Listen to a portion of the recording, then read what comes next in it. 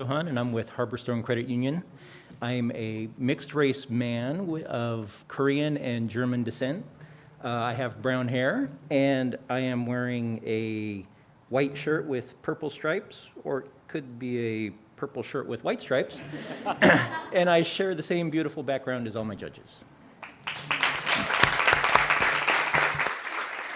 Thank you very much, judges, for what you're doing and giving your time and making some tough decisions. So we are very excited to have your questions, and we are very excited to begin welcoming our very first pitch. Who's excited about this? Hey. Here's a little secret that I use before. I still get nervous sometimes, and it's called wipe your feet. Leave everything behind. So if you're feeling a little bit nervous right now, if you're about to make your pitch, wipe your feet. I actually physically do this outside the studio, and I leave everything behind, and then I just take a breath, and I'm awesome. That's what you're going to be as well. So let's welcome our first startup idea, stage idea business to the stage. Are you ready? This is Emily Wright, We Become LLC. Emily, thank you.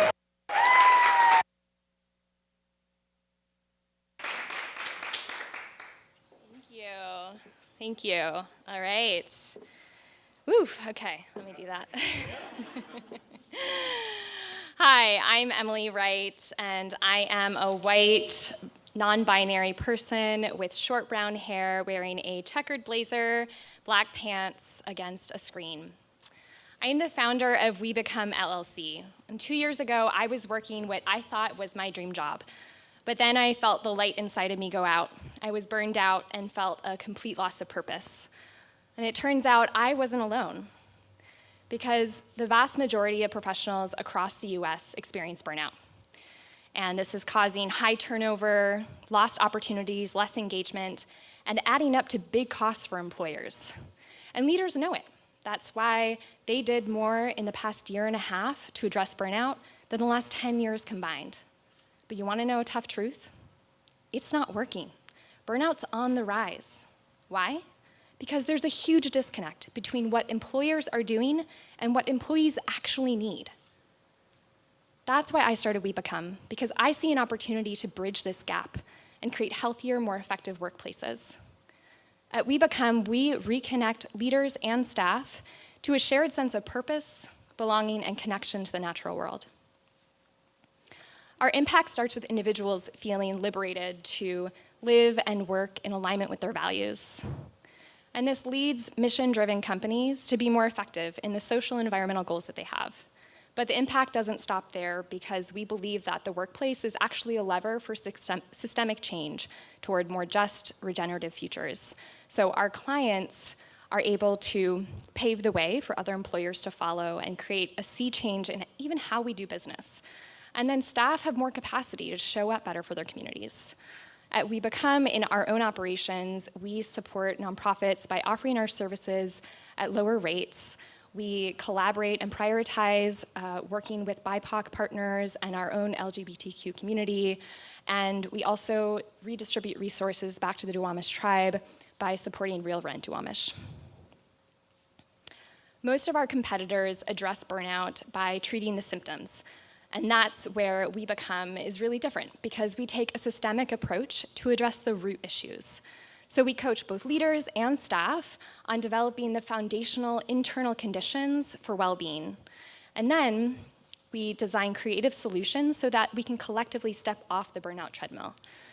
So we provide businesses with strategic and sustainable strategies for transformation instead of costly Band-Aid solutions. Good news, we're entering a thriving workplace wellness industry. The vast majority of big employers already offer wellness benefits, but small employers are much less likely to do so. That's because, ironically, they're maxed out on capacity. So we provide strategic interventions that meet small businesses where they're at. And Washington State is a prime place to start this work, because small businesses make up the majority of the private sector. There's strong social support for well-being, and there's a concentration of industries that are experiencing higher rates of burnout. Our market strategy is straightforward. It's to create a sense of belonging to a community of leaders who are building workplaces for well-being. So we start by making personal, direct contact with leaders through one-on-one calls, presentations, referrals, advertisements. We engage clients in a membership circle with access to special learning opportunities. And then we retain clients by sustaining those relationships through check-in calls and tailored new offerings that meet their evolving needs. Our core services offer robust support at competitive prices. Our virtual service delivery model allows us to keep our costs and our operation expenses very low, and ultimately this leads to a very promising revenue forecast for the next 3 years, driven by our research, our courses and workshops, which we can scale with minimal additional costs. This Impact Pitch Prize will allow us to achieve our branding and marketing goals and allow us to fully launch within the next 6 months without any additional investment to really hit the ground running. I have over 12 years of experience and expertise in how people and cultures work and work with brilliant collaborators and connections and mentors, but ultimately, the most important thing is that I'm really passionate about our mission. I know what it's like to be deep in burnout culture, and I believe that we can't afford to waste any more time or money missing out on the potential of healthy, authentic workplaces for our future. Thank you.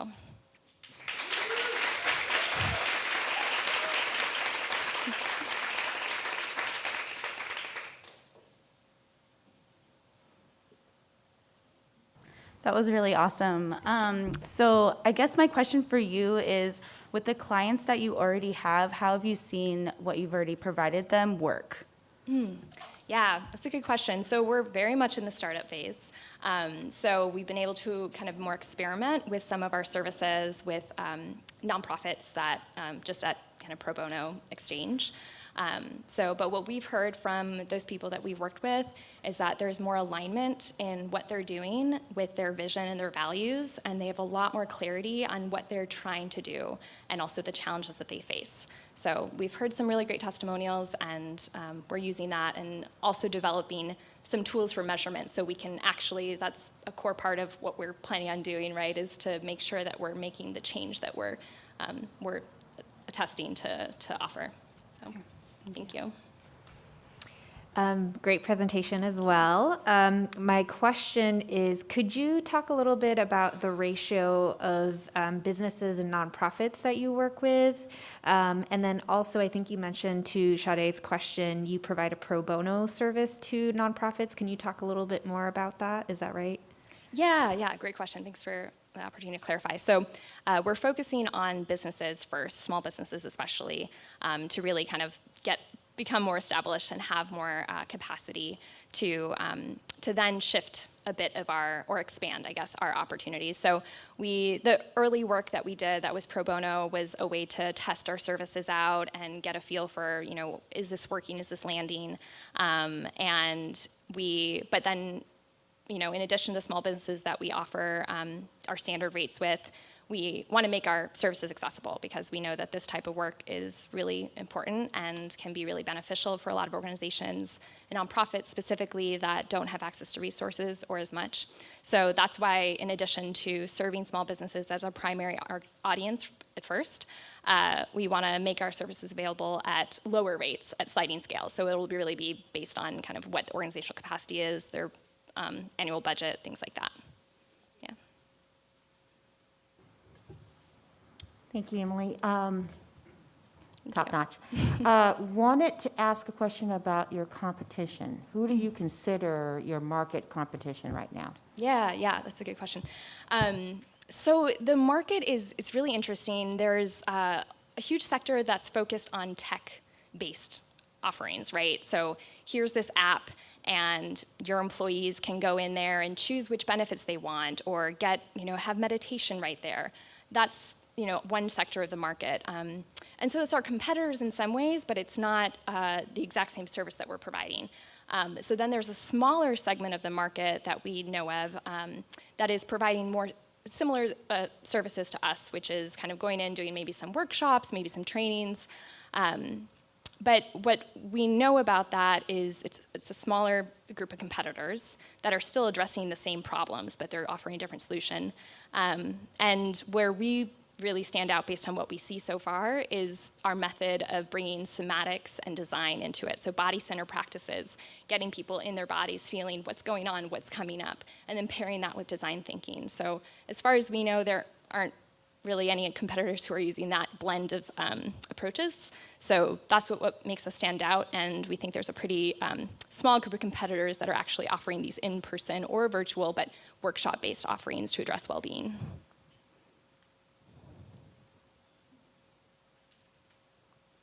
Okay, thank Yeah. you so much.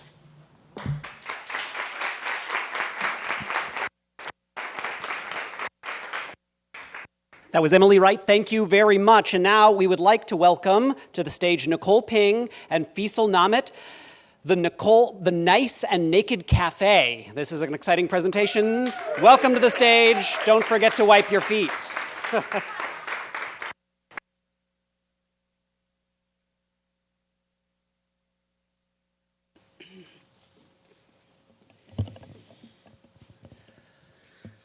Hello. Hi, everyone. I'm Nicole Ping. I'm about 5'7.5" tall. I'm wearing a long brown dress, long brown hair, and I'm a white woman standing in front of a screen. Hi, everybody. My name is Faisal. I am originally from Morocco. I don't know if you guys know where that is. It's North Africa, so I am a tall guy, like I would say 5'11" height, brown skin color with a dark hair. Thank you. Faisal and I both share the same passions in life. We believe that living a healthy and active lifestyle is very important. Together we understand that eating healthy not only gives you the vital nutrients and energy to get through the day, but also it lowers the risk against health-related issues. Which is why we decided to come up with the Nice and Naked Cafe.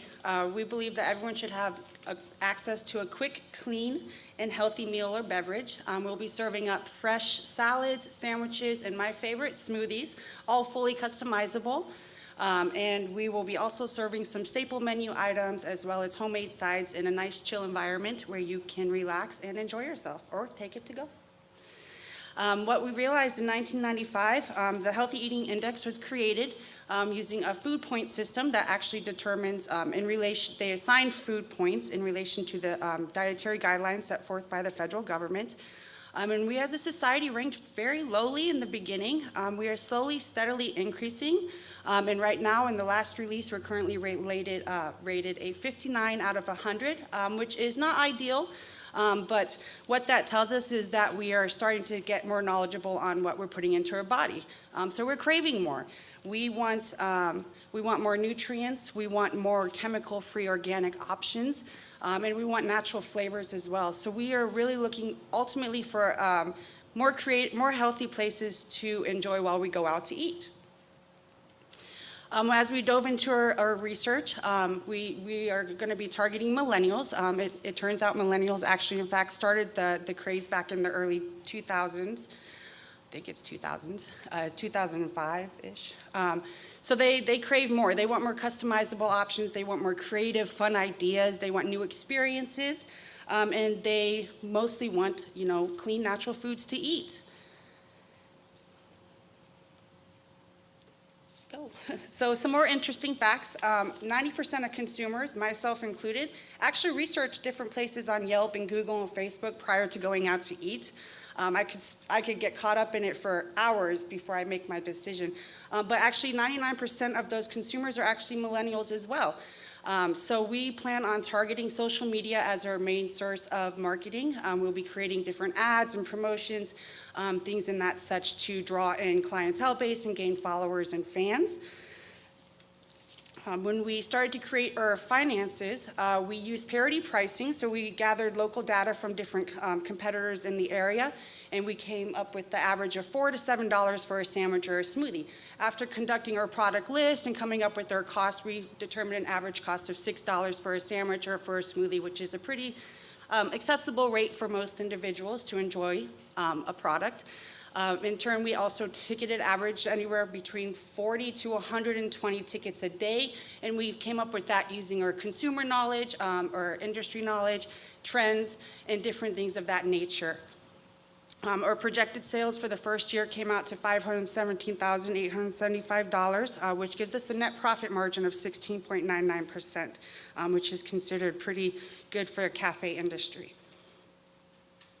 Our local competition in the area, we stand out mostly in part to our smoothie options, which you get to spike it naturally by adding fresh caffeine, coffee, herbs, proteins to your smoothie, which gives you that natural boost of energy and gets you on the go. We also have the fully customizable menu options where you can literally enjoy any salad, sandwich, or beverage exactly the way that you like it. And we will be providing that convenience and that health options that people crave. Another interesting thing is that we fall into 3 different categories, mostly the smoothie industry, which in the end of 2020 was estimated at $5 billion. We have a compound annual growth rate of 6.98%. And so the expected sales in the smoothie industry alone is $34.2 billion by the end of 2027. I think we got a little jam, guys. Oh, there we go. Again, I'm Nicole. I'm one of the founders of the Nice and Naked Cafe. I've been in the restaurant industry for over 20 years. I've been a general manager, and currently I'm a general manager right now. I also had the opportunity to be a recruiter and an operations service specialist for one of the fastest growing restaurant concepts based right here out of Seattle. As another owner of the business, I will bring with me many years of experiences in hospitality and sales, where I worked as a sales manager for different top hotel chains and airlines all over the world. Thank you, guys. Yeah, thank you. And together, if we were to win this prize money, we would like to invest it into an opportunity to secure a loan for our restaurant so we can have an expected opening by May of 2022. Thank you guys very much.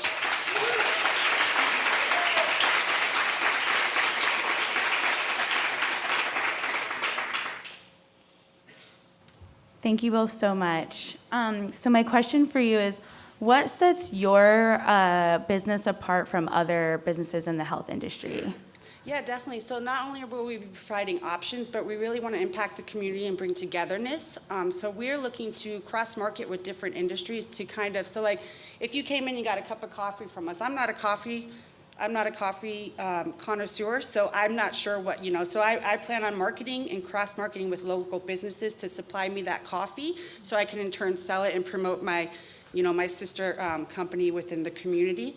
Same thing goes, for different, we plan on hosting a bunch of different events and fundraisers outside of our cafe to help bring in the community and get us all connected and thriving. Thank you. Yeah. Thank you so much. Just out of curiosity too, wondering where are you getting your ingredients from? So we plan on locally sourcing. We did look at a couple different local farms in the area. We don't have anything set in stone yet until we get that solid foundation, but everything we're trying to go within the community or the region more specifically because it's a little bit harder to get out of our ideal location in downtown Renton. So. All right, thank you. Thank you for your presentation. Question in regards to your target audience being the 24, I'm sorry, let me go back. 39? Yes, 24 to 39. In consideration for the baby boomers that are coming on the scene and having to take on different type of dietary needs, I'm just wondering, where were you in that process and why did you land? I could see from the social side of it and the marketing side for it, but why the navigation without including that? Yeah, no problem. In fact, in Renton, the highest consumer age is actually rated between 25 to 44. So we wanted to focus more on the millennials. But interesting point is actually individuals age 65 and over, or the baby boomers, actually have the highest rating on the Healthy Index scale. So they are already seeking out healthy options, and they're already craving those those facts, because in the early 80s is when we actually started to manipulate the food and add a lot of processed ingredients and stuff. So most baby boomers were already raised on that healthy food. So we anticipate a pretty strong clientele based just off of our fresh products and natural ingredients. Hi, great presentation. You mentioned that revenues are going to be $570K first year? 517,000. 517, yeah. So first year and then 16% net profit. Is that before or after you pay yourself? And then where do you see yourself in 3 years? Yeah, so the 517,000 is the anticipated sales. Our net profit at the end of our salaries is going to be about 88,000 a year. That's after total costs and expenses and everything. Now, these are rough estimates. We won't know, in fact, until we go in there and start really fine-tuning or managing our costs and our labor and all that stuff. But we do plan on bringing on about 5 team members at the minimum wage 15 fair rate, and hope to grow and excel and be able to promote that. And yeah, I hope that. Yeah. Thank you, guys. Thank you very much. Thank you.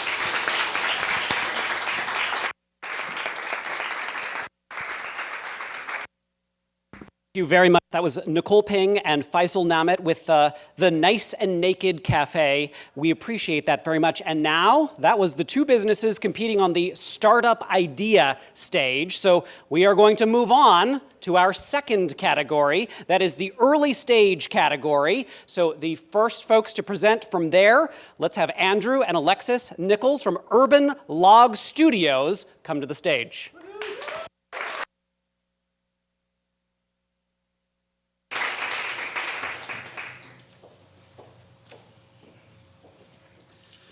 My name is Andrew Nichols. I am a Caucasian male with a shaved head and a medium beard with a blue shirt standing in front of a screen. My name is Alexis Nichols. I am a Caucasian female with long brown hair and a white and colored striped shirt standing against a black backdrop. So my name is Andrew. And I'm Alexis. And we're here to recruit you. We founded Urban Log Studios to build a community of everyday people that are concerned with positively impacting the environment and ensuring that urban wood is used again at the end of its life, not thrown into landfills. For example, take this holoform, made from a 100-year-old walnut tree that stood in Granite Falls by a house for generations. Or this live-edge maple bowl, made from a maple tree that came out of one of the oldest neighborhoods in Everett. Or this platter, made from a California pepperwood tree that stood outside our first apartment together. When it had to come down, I had it milled into usable lumber. You see, the felling of urban trees is unavoidable, but it doesn't have to be a waste. On average, trees sequester 48 pounds of carbon per year, meaning that a 40-year-old tree has sequestered a literal ton of carbon over the course of its lifetime.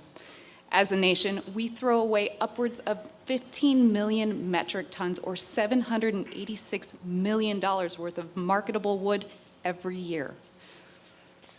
Urban Log Studios is here to show you how you, here today, can divert wood from going into landfills and capture a portion of that potential economic value for our communities.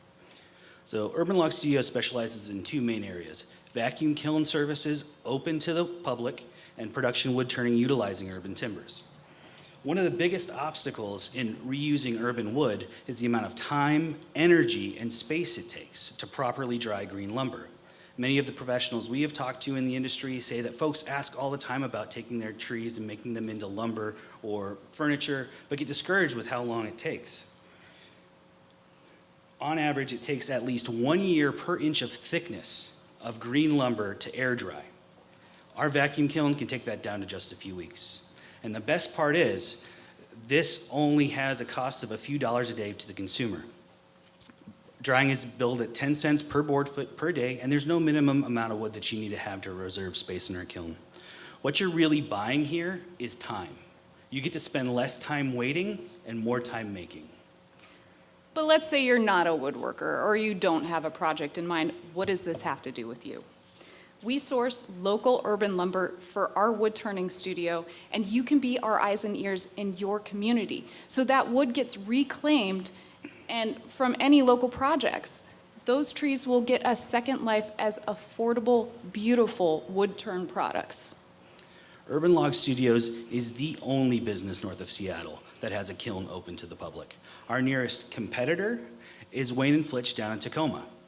But urban logging is a community.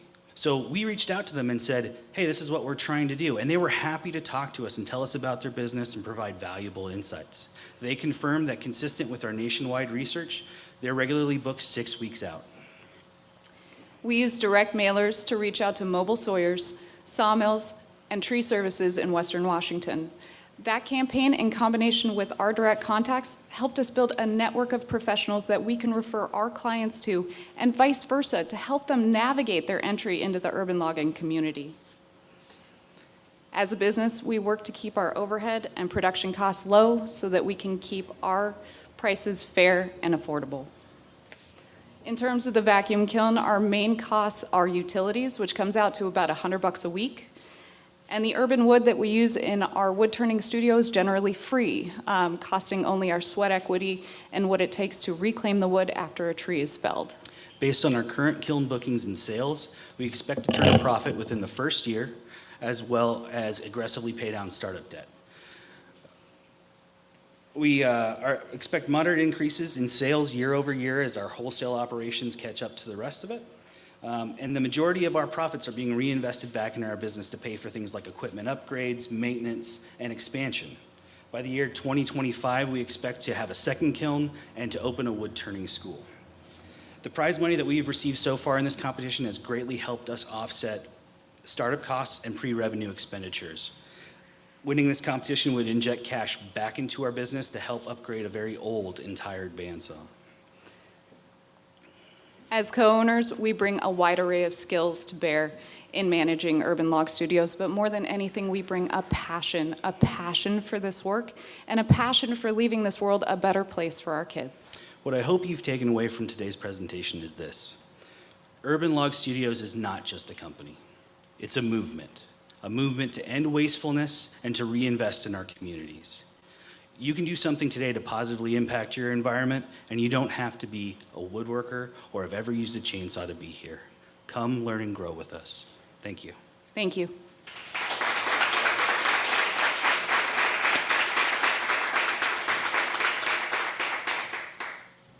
Thank you both so much. Awesome job. Could you just clarify something for me? So this beautiful thing right here, do you guys make that, or does the guests come in and make that? Like, how does that work? So there's the two sides of the business, right? So there's the kiln drying side where folks can bring us their rough lumber and dry it, and then they can go make their projects that they want to make. When I reclaim a tree, that all gets turned into wood turn products. Okay. Yeah, and then eventually we're going to have the school open so that they can come in and take their wood and come in and learn how to turn a bowl or, make a desk or whatever it is that they want to do. Okay, and then could you just quickly elaborate on the profit that you're bringing in from the products that you make? Sure. So that has been in flux up to this point, but what we're focusing on now, we have been doing like craft fairs and the normal stuff for this type of material. So what we've been doing is transitioning to wholesale operations. And right now what we've had the most success in is actually the funeral industry.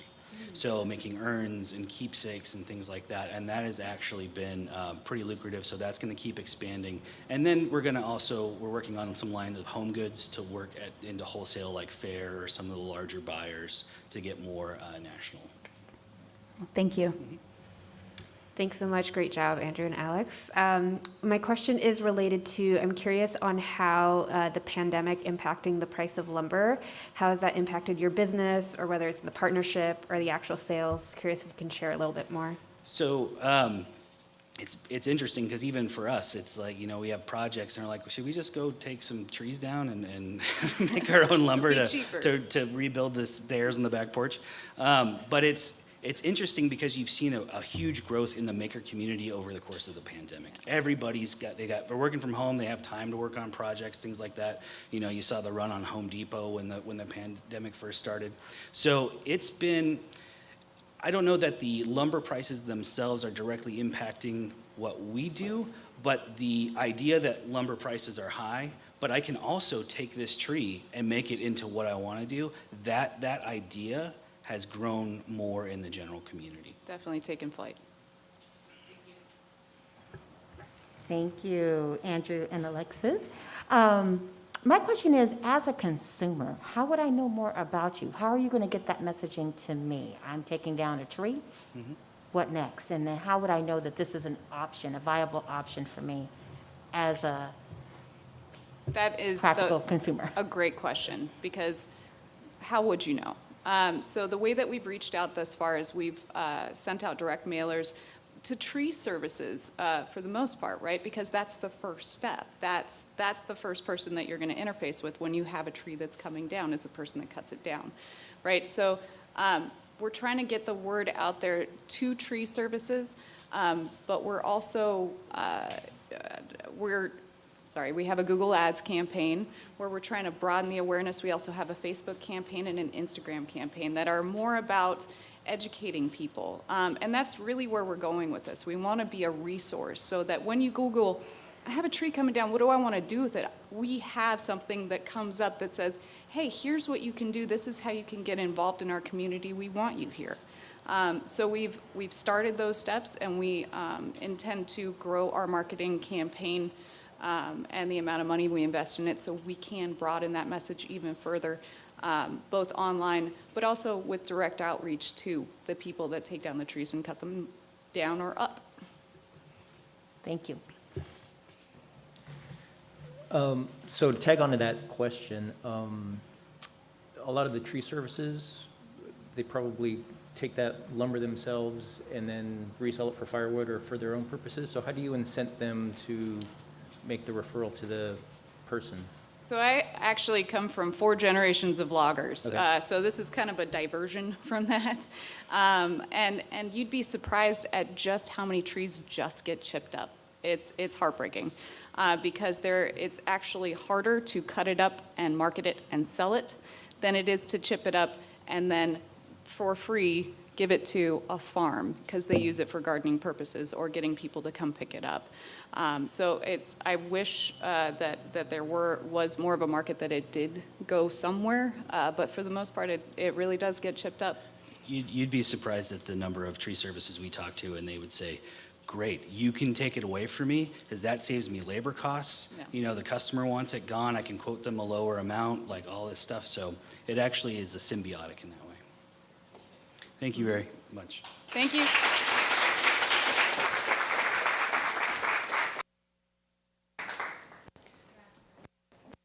Andrew and Alexis Nichols, thank you very much for being here. Urban Log Studios. Now, I would like to invite Rachel Lundberg with Lundberg Yoga and Wellness, LLC, to the stage as well.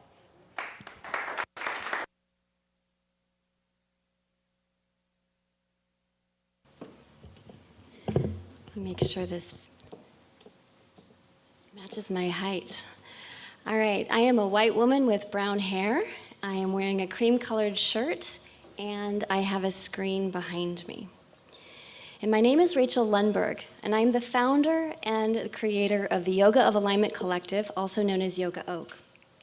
Science confirms that practicing yoga leads to better health, stress management, and improved mental health as well. But in my 16 years of experience in the industry, I have recognized that although a large part of our society has access to yoga, they have not had access to a yoga that is inclusive to the diversity of their unique bodies, which for many of us has resulted in injury, body shaming, ageism, and widespread exclusion on multiple levels. Being the visionary that I am and passionate about what I do, I set out to make yoga accessible to the true diversity of all bodies by creating an inclusive style of yoga and an inclusive community. So in 2014, I decided to start at the roots and took on the challenge of training yoga teachers and how they were trained, knowing how strongly it could impact our community to have teachers trained in an inclusive style of yoga. You'll see some of the teacher graduates that are part of my team. At this point, I've trained over 100 people in this particular inclusive style of yoga, and it started in 2014. Graduates from these programs have gone on to impact the world by opening their own yoga studios, creating self-employment opportunities, expanding offerings in healthcare practices, filling yoga jobs in their local communities, and by offering yoga to marginalized populations.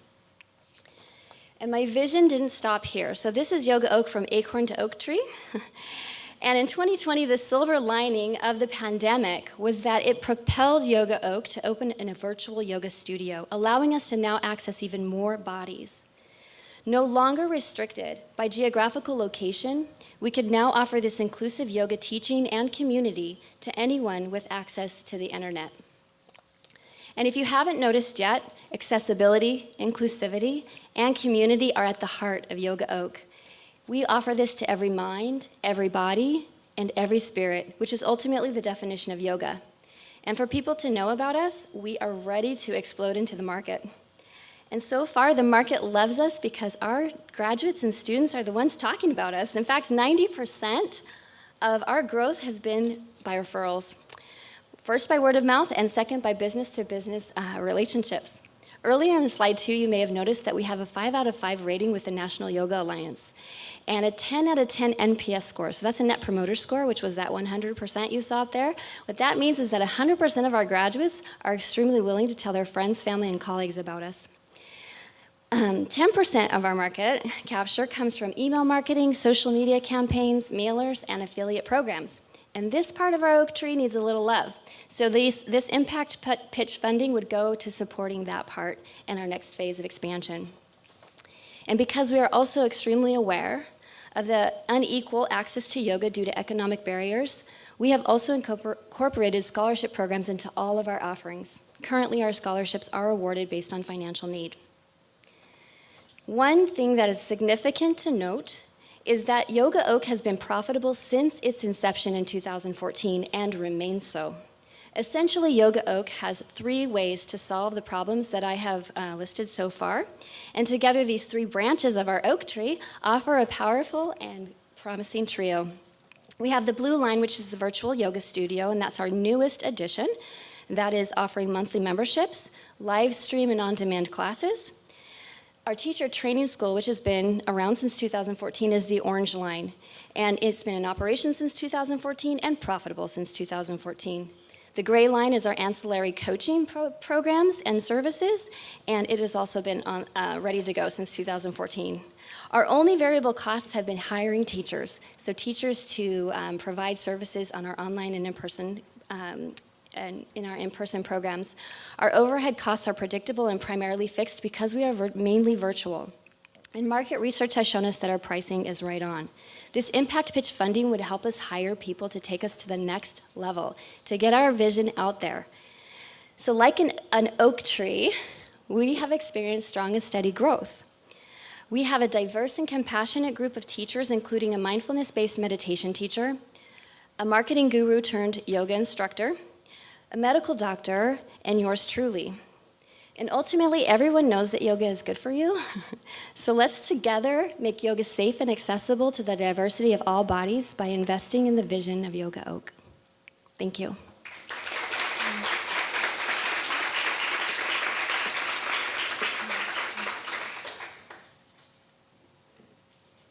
Thank you so much. I love yoga.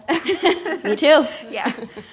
So I was just wondering if you could explain more about the teacher program. Yes. I'm curious to know if the teacher program and the people that you're bringing in are just as diverse and inclusive as the clientele that you are bringing in to actually take the yoga classes, and how that matches up. You know what? That's a really great question. Because we've been basically only in Portland, Oregon, the population to which we've been able to offer our programs to has been to Portland, Oregon. So in order to access more diversity, we now have that option because we've been able to expand virtually.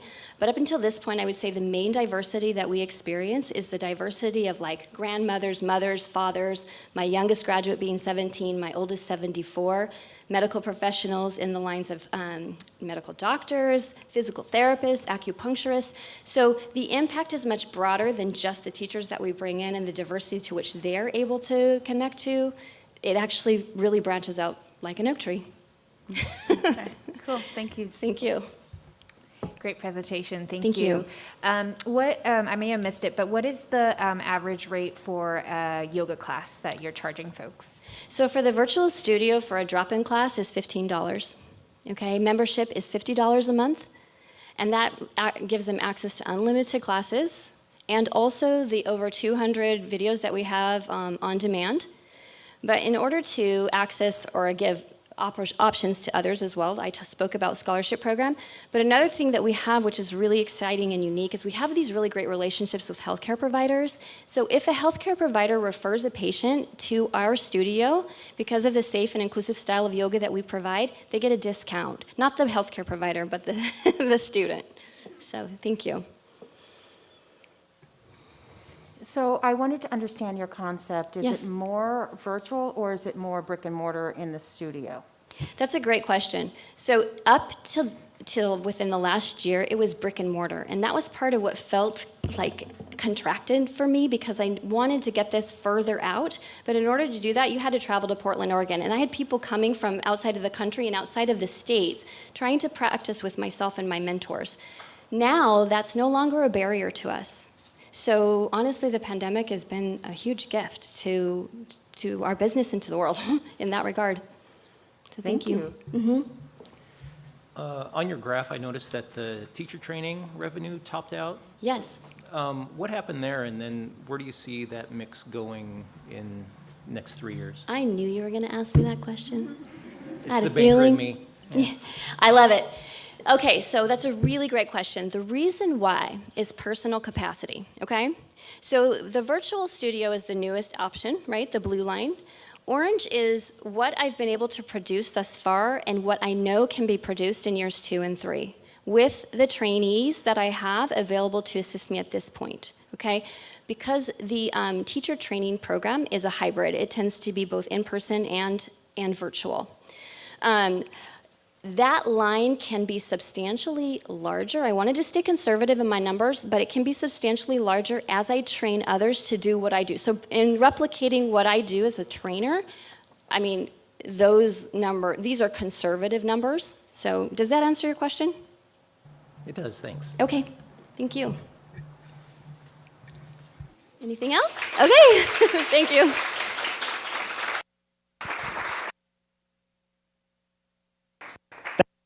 Rachel Lundberg, thank you very much. I take that and put it right here. And now I would like to introduce Andrea Gerson with Resume Scripter LLC RS Works. She cannot be here in person, but she's going to join us virtually for her impact pitch.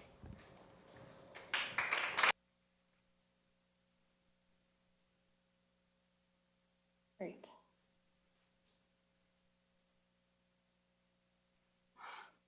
Hi, everybody. I'm Andrea Gerson, and I'm presenting today from my co-working space in Portland, Oregon. Let me just get my screen shared here with you guys.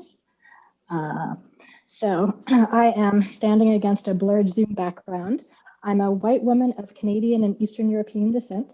I have dark brown, wavy hair, and I'm wearing a black dress with some colorful shapes on it. So I'm here tonight as the founder of Resume Scripter and the RS Works platform. I spent 6 years working on the front lines of New York City's workforce development sector as a career counselor. So I helped hundreds of people who were transitioning from homelessness, incarceration, and institutionalization to believe in their own abilities and to land competitive employment. I started my own resume writing company, Resume Scripter, just before I started social work school. By the time I completed my master's degree, resume writing had become my full-time job. The business grew 20% year over year between 2011 and 2020 with no advertising whatsoever. I hired my first employee, and together we've helped nearly 10,000 professionals to land fulfilling new roles. Our clients report salary increases of 37% on average after working with us. We've maintained #1 resume writer status on Yelp in New York City for 8 years straight. And to this day, more than 80% of our business is repeat and referral clients. Our ultimate goal is for each and every person in the workforce to contribute to their fullest potential. We've impacted the lives of thousands of people, but we can do more. Right now, there are 53 million people in this country who don't make a livable wage, and the doors to economic opportunity are more firmly closed than they've ever been. Most large employers use tools called applicant tracking systems to screen out candidates. Research has shown that these systems tend to be biased against traditionally underrepresented job seekers. For 10 years, ResumeScriptor has helped people from non-traditional and underrepresented backgrounds to get past applicant tracking systems. So to make our methods more accessible, we created a dynamic platform called RSWorks. With it, we've revolutionized how people create resumes. The process is simple. The user logs in and they select a resume template. The platform will ask them a series of questions to pull actionable, quantitative details into their new resume. The questions are completely dependent on their unique work history. So if the person worked in childcare, they'll be asked questions to infuse important keywords into their resume. Or if the person worked in a healthcare role, they'll be prompted with questions to emphasize the skills that they developed in that field. The instant that they hit submit, they'll receive a fully personalized resume that will get prioritized by applicant tracking systems. RSWorks teaches job seekers how to showcase the importance of what they've accomplished. So unlike generic automated resume builders that are out there, RSWorks goes beyond basic bullets and formatting. We actively help job seekers to show the impact of the work that they've done. We built RSWorks because we know that it will have a massive impact on job seekers who are trapped in low-paying jobs. We have a vision to increase accessibility of these resources and to shrink the opportunity gap. To bring our methods to the communities who need them, we've partnered with 10 nonprofit workforce organizations around the country. Their counselors have created over 500 resumes for their clients using RSWorks. They report spending less than half as much time writing resumes as before, and their clients are getting hired in jobs that pay as much as 60% more. We've gotten great feedback from the counselors, and we've received valuable suggestions to improve the platform. So to implement the changes, we've expanded our team recently to include a user experience designer, and we're collaborating with a marketing professional to reach and engage more partners. In terms of market size, there are almost 40,000 organizations in this country that focus solely on workforce development services.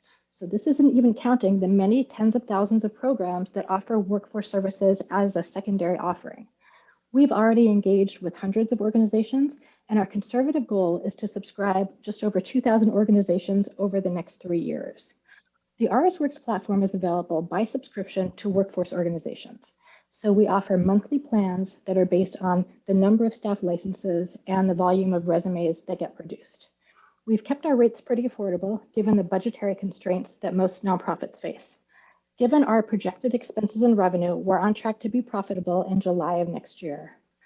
To get the word out about RSWorks, we've been using targeted LinkedIn advertising and email marketing.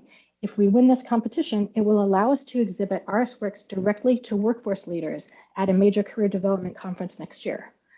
We've seen the impact that RSWorks has had on the earning power of those from entry-level and marginalized backgrounds.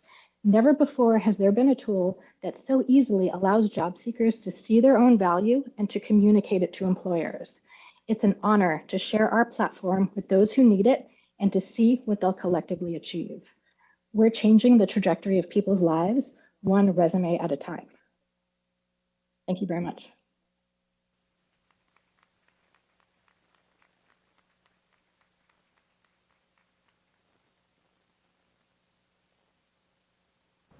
Thank you so much.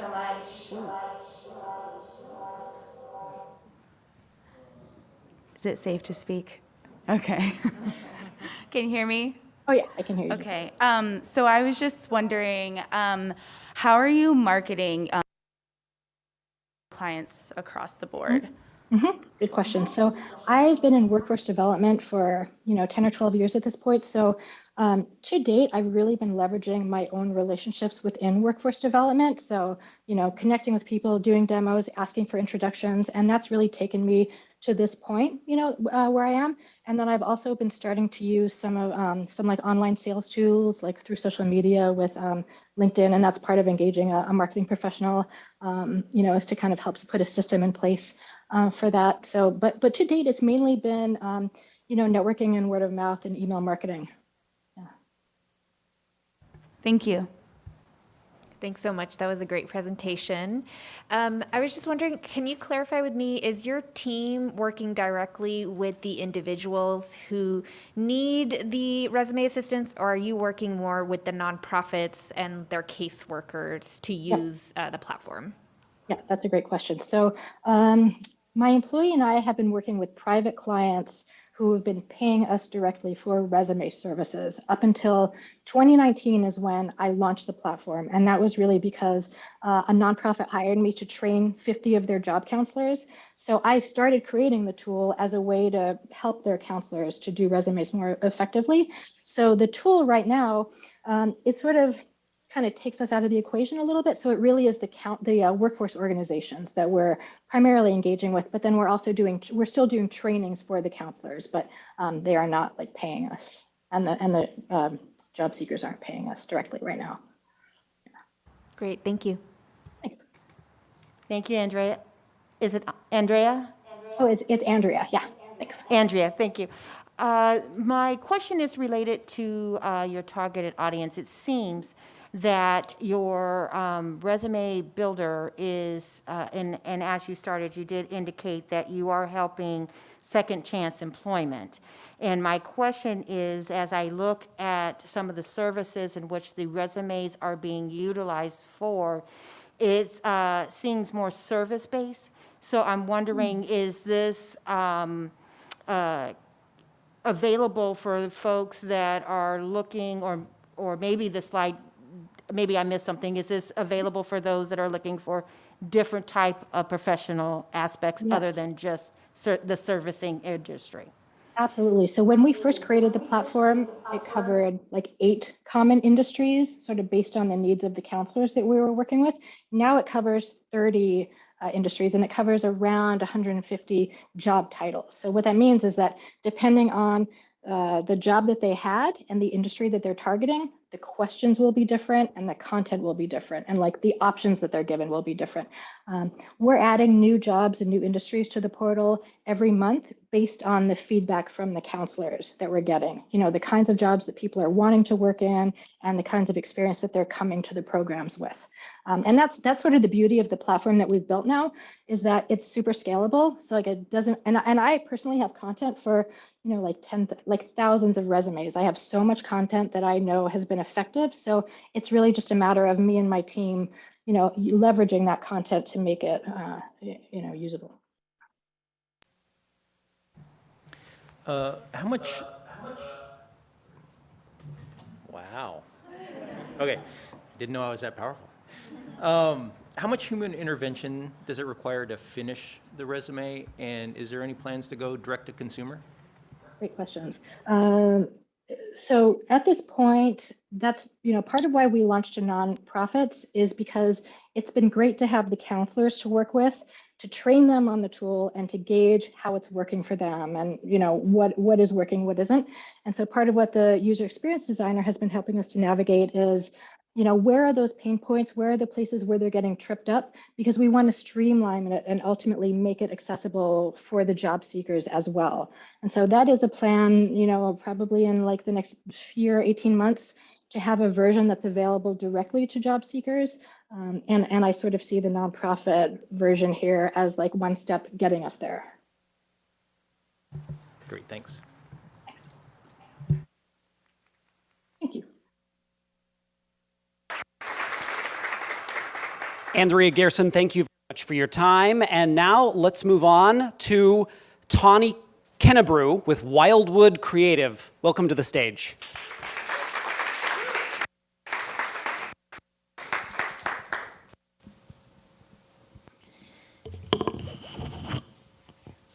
Hello, everyone. My name is Tawny Kennebrew. I am a short white woman with long brown hair, and I'm wearing a bright blue dress today. I am the owner of Wildwood Creative, a modern fabric store and makerspace making sewing and crafting more accessible. I've been a maker my entire life, and I've often heard, "You made that?" And I've often heard, "You made that? I could never do that." And I call BS. I firmly believe that everyone can and should benefit from making, and this is why I opened Wildwood Creative. I've heard too many stories from my fellow makers of not feeling welcomed in traditional sewing spaces. Whether they're queer, BIPOC, or just new to the hobby, they haven't been met with open arms, and they are sometimes discriminated against. In traditional shops, it's crowded, hard to shop, and they don't carry the modern materials makers are looking for. No matter who you are, when you walk through our doors, we are excited to see you, and we are pumped to help your creative vision come to life. We're making an expensive hobby more accessible through sliding scale and scholarship programs, and our classes focus on progress over perfection. Our light-filled space is clutter-free and easy to shop. I bring over a decade of sewing experience and some mediocre comedy skills to make a fun and relaxing learning environment. I have been in retail and service for my entire career, and I've wanted to own my own business since high school. I eat, sleep, and breathe this store. I literally show up to work hours early because I'm just so excited to be in my store. And when you walk into my store, you will see my talent for curating modern materials. I hear people say all the time, "I wish I knew how to sew so I could use this fabric." And I say, "Well, no problem, I'll teach you." I also know that today's customers are focused on more than just the product. They want to shop with a company whose values align with theirs, and we're making that easy to do by providing all of that information up front on our website.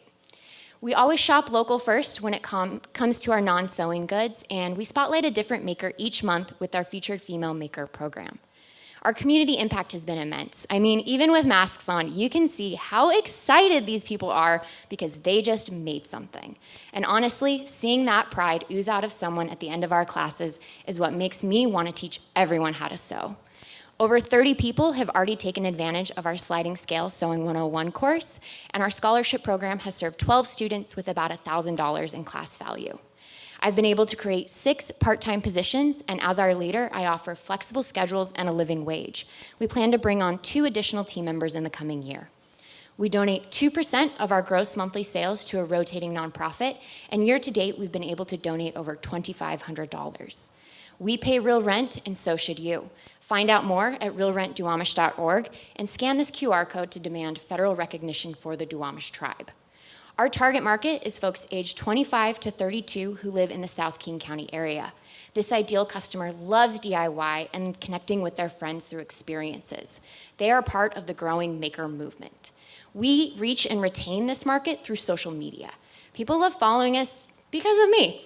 I am a goofy weirdo and I keep it real. Whether I'm talking about paying pattern testers, sew limited sizing, or my hunt for the perfect pair of underwear, people are engaged with us, they believe in what we're doing, and they want to tell their friends. The sewing and crafting market is huge. It's a $34 billion per year industry. And quilting and sewing patterns were some of the top search terms on Etsy this year. Sewing machines sold out, and we're still seeing the market catch up to demand. We know that our pool of potential sewing students is growing rapidly. Renton is growing, and I have loved being a part of the downtown community business owners. We have supported each other through the pandemic and now a massive infrastructure project that we know when it's finished is going to attract even more people to shop and dine in Renton. Through our multiple revenue streams, we average 5 to 10 transactions during the week and 15 to 20 on weekends. We average $80 per transaction, and when the pandemic forced us to close, we grew our online business from nothing to now being 50% of our product sales. We also started offering virtual classes, which allowed us to reach a larger national market. In addition to our social media, we have a robust email list, ever-improving SEO, and a 5-star rating on both Google and Yelp. We offer a superior experience rather than competing on price. Our quilting cottons average around $12 a yard. Nicer garment fabrics can go up to $50. All products are purchased at 50% of retail, and after promotions and discounts, we average a 42.5% profit margin. We connect with local makers to offer a wide range of classes ranging from $35 to $65, and they're paid 70% of the registration fee. Sewing classes range from $40 to $400, and we average a 65% profit margin. We're just about to wrap up our year 2 with 20% growth over year 1, and this was during a pandemic and major construction in front of our store. Looking forward, we anticipate 30% growth each year as construction wraps up and we expand our class offering. We would use our funds to further impact our community in this way, and win or lose, I'm getting a massage, because y'all, this has been stressful and I deserve it. Thank you.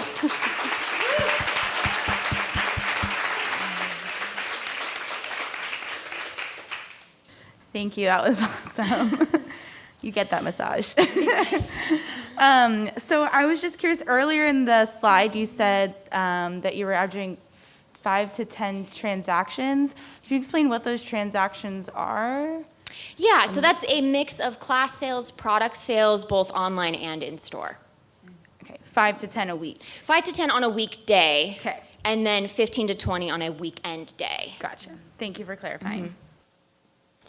Thanks so much. That was a great presentation. I was wondering if you could share more on how you work with the local community to get folks to know about the sliding scale program and your scholarship work as well. We'd love to hear more. Yeah, absolutely. The scholarship program and the sliding scale is something we introduced after we reopened post-pandemic, so it is still fairly new for us.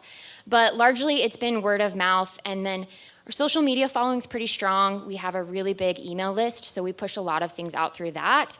And then I also work with a group called the Renton Downtown Partnership, which is a nonprofit that promotes events and happenings in Renton. So they've also been able to help me get the word out about our programs. This is definitely, thank you. This is definitely a lost art. And so I'm so glad to see this being rejuvenated. And the question I have for you is, I see that you indicated that you are reaching out to a virtual market. What other markets are you considering potentially reaching out to? I'm thinking just off the hand, schools and things like that. Are there other concentrated markets that you have thought about?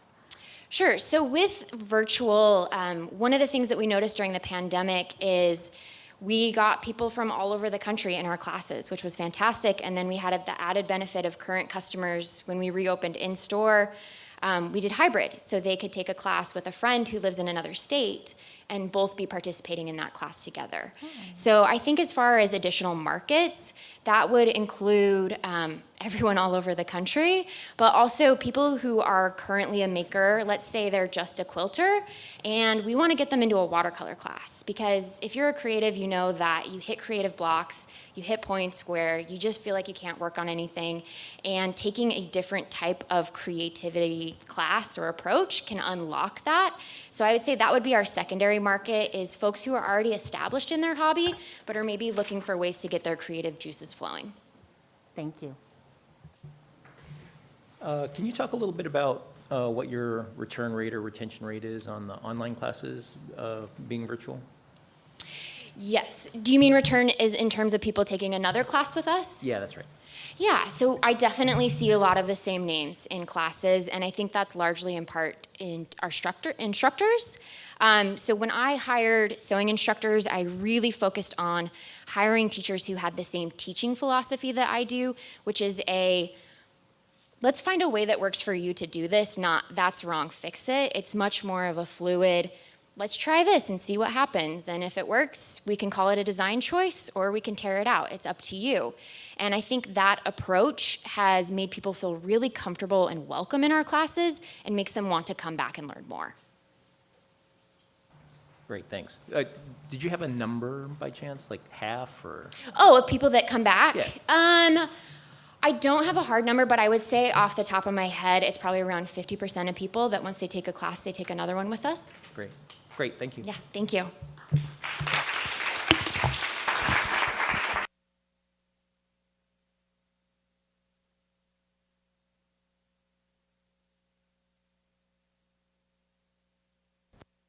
That was Tom Kennebrew. Thank you very much for being here. And can you believe it that we actually have now finished the early stage category, which means we are moving on to the established business category. So let's have Jennifer Brown and Jess Arnett, Bowser Beer, Three Busy Dogs Incorporated, come to the stage.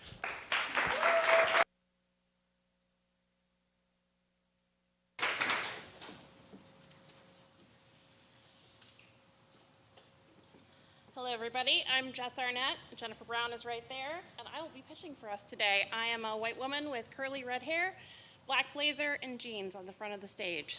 So I'll go ahead and get started. All right, so can I get some hands up? Who in the room has gotten a pandemic pup in the last 2 years? Yeah, I know there's a lot of you, and you're in good company because there's 69 million households in the United States with a dog. And if you have a dog, we want to share our products with you. Bowser Beer is a small business based here in Seattle. We are woman-owned and family-operated. We make unique, fun, American-made treats for dogs.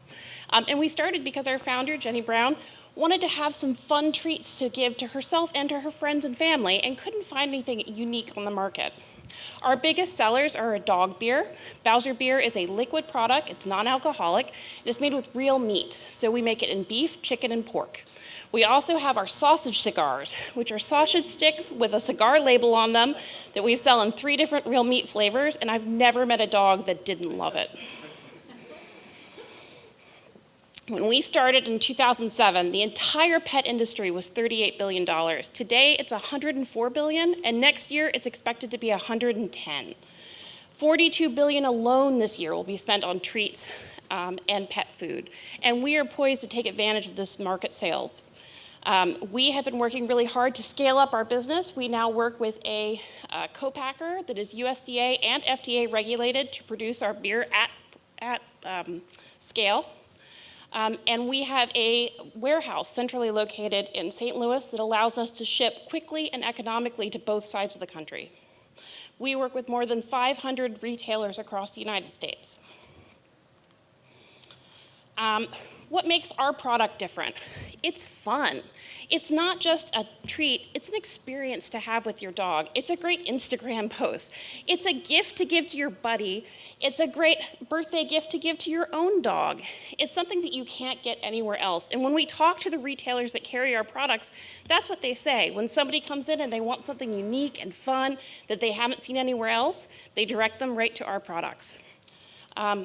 We keep our products carefully priced so that we make sure that we have a 50% margin, as well as our retailers, so that they're able to profit from the sales of our goods. And it's really a community of retailers that we work with. We get a lot of feedback from them, and we really value working with all of these largely small businesses across the United States. But we work with bars, restaurants, all kinds of different retailers, not just pet retailers. When we look at our sales projections and growth, we're basing this on our experience and also the markets that we work with. We do a lot of market research, we talk to our retailers, and we know where we can expand. We look really carefully at the data from our own sales to see what opportunities are out there. For example, our sales grew organically 34% on Amazon last year during the holiday season, which we're going to use that information to invest this year in more sales there, carrying more products and looking for more opportunities. We're in the middle of a production of Bowser Beer right now. We sent out an email 1 week ago today to our retailers letting them know that they can pre-order the beer. We've already gotten $20,000 in pre-order sales, and we suspect we may be up to $40,000 before the beer even hits our warehouse. We work with a lot of different community groups. We focus our giving on service dogs and military working dogs. One of the groups we work with is the Military Working Dog Team Association. We use our social media to raise awareness about the work they're doing, and we also contribute our products so that they can send them out in care packages. And they send them to dog handlers and dogs all over the world. Our team is family, and by family, it's an actual family. So my mom, Jenny Brown, right over there, she was the one who created our products and built the business from the ground up. I came on a couple years ago. She handles marketing, sales, and customer relations, and I work on finance and operations. And I got married in February, and now my wife is helping to pack orders for the holidays. So it's not just a business, it's a family passion.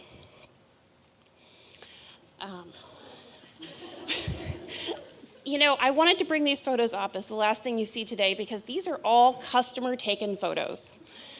We have so many customer photos on our Instagram, Facebook, and other social media channels, because people love taking fun photos with their pets, and our product gives them a reason to do that. So I'd be happy to answer any of your questions, and I hope you're as excited about our products as we are.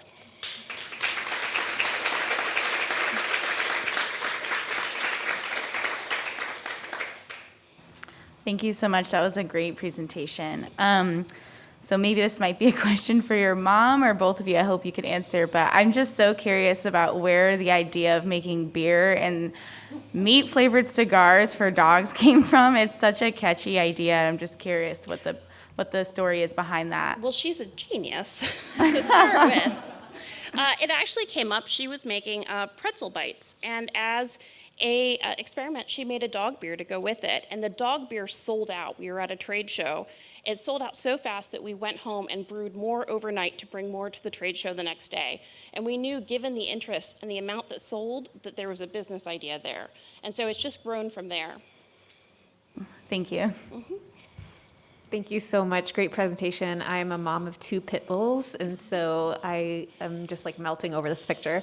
My question is, you clearly work with a lot of retailers, and I was wondering to hear more on how you all handle the shipping and just getting it out the door, just in terms of the operations of that. Sure, we have a really well-developed system. So we work with we work with our warehouse, which is in St. Louis. So we send orders in. And on a daily basis, they get shipped out. That's where all of our wholesale orders ship out of. And we've negotiated really competitive pricing because we work through a centralized location. If we shipped out of Seattle, getting things to the East Coast would be really, really expensive.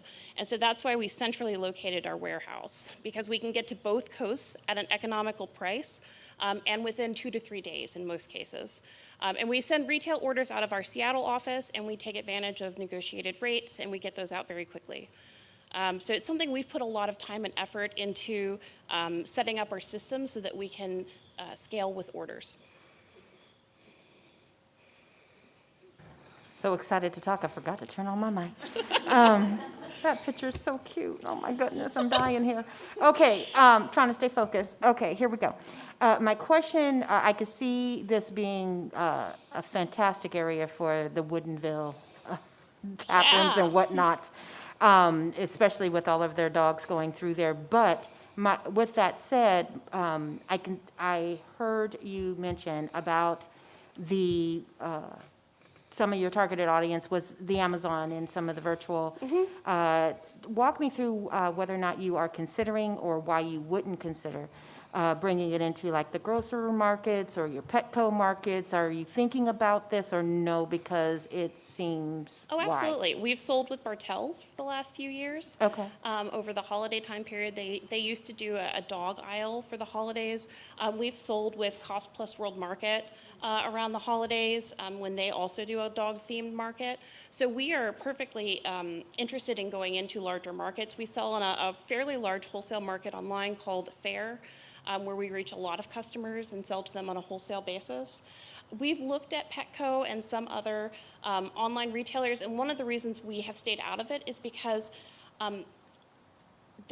a lot of the independent retailers we work with don't want to carry your product if you're also on Petco or Chewy, because if you can get it there, why buy it at a specialty store? So that's been a strategic choice that we've made, but it's one that we reevaluate every few years. I appreciate that. Thank you. Yes.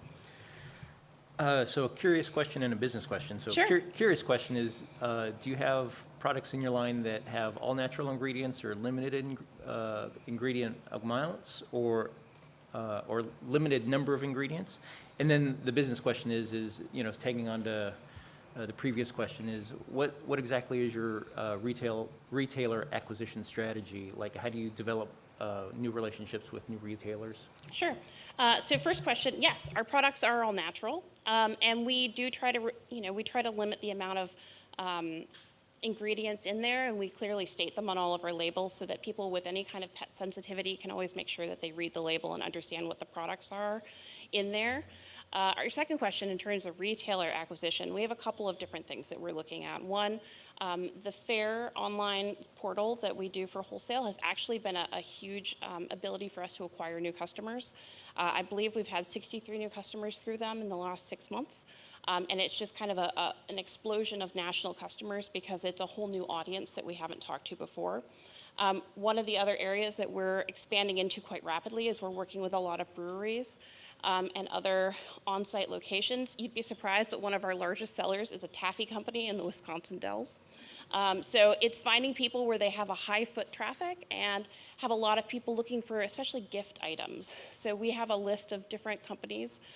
During our current production, we had a list of 85 companies express interest before we even had product available. So we're reaching out to a lot of new companies, and a lot of the organizations we work with, like the pet retail chains, are quickly expanding themselves. So as we get into those, they go from 10 stores to 30 stores, and that's a whole new market for us. So there's a couple of different avenues that we're looking at right now. Great, thanks. And actually, just one more question. Sure. If Dog Dad had one too many beers and grabbed the wrong bottle, are these human grade Yes, they are. ingredients? They're Okay. USDA and FDA regulated, so you can drink it yourself. All right, thanks.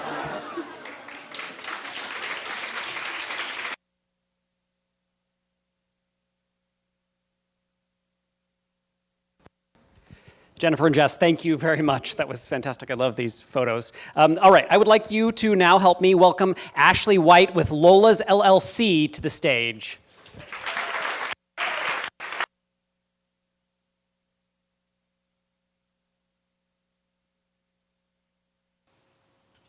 All right, let me move this a tad down a little bit.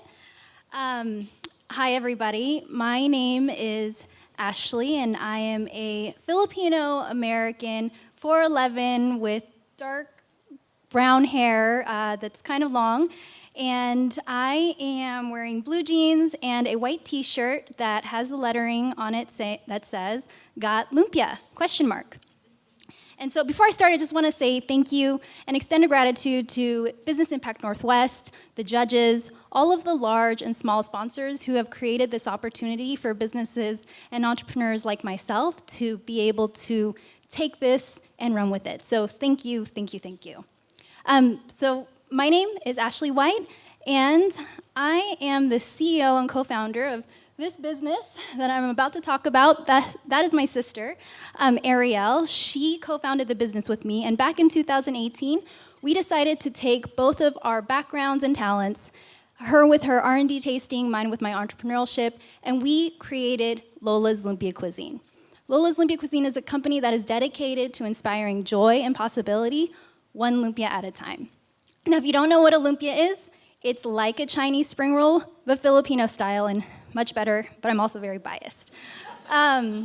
It was my favorite food growing up. It still is my favorite food as an adult. And honestly, if you've never had one, once you bite into one, you can't help but eat another 5 pieces. It's really, really that good.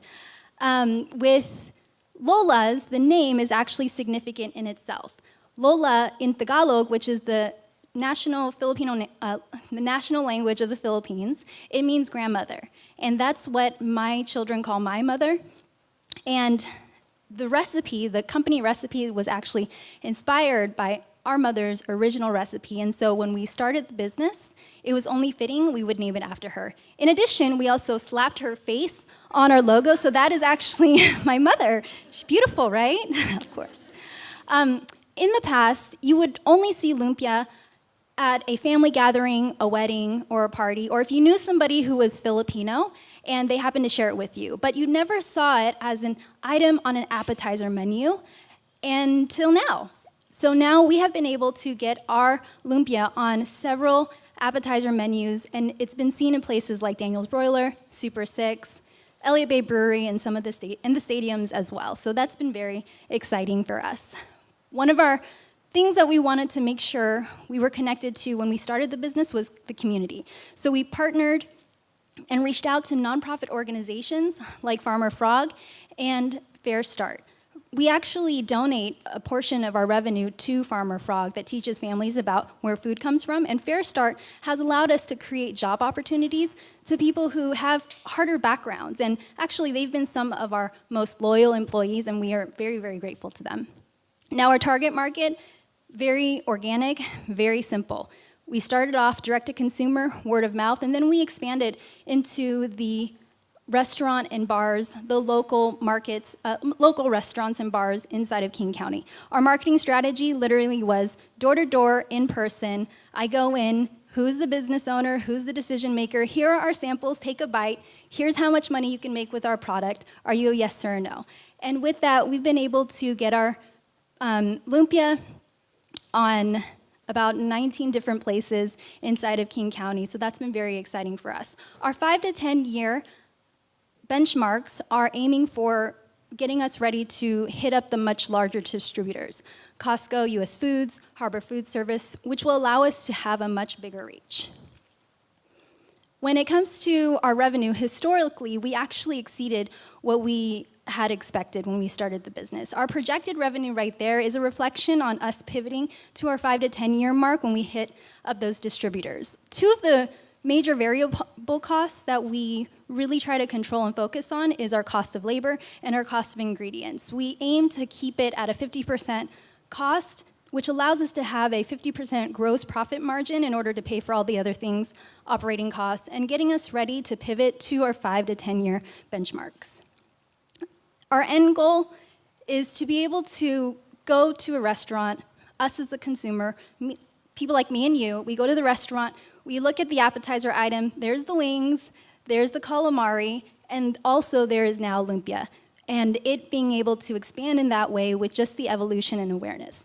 Or if you don't want to go to a restaurant to get your lumpia fix, you go to a grocery store, you go to the freezer section, you pull up and grab some of Lola's Lumpia's packs, you take it home, you fry it up, and you enjoy it at the comfort of your home. Thank you.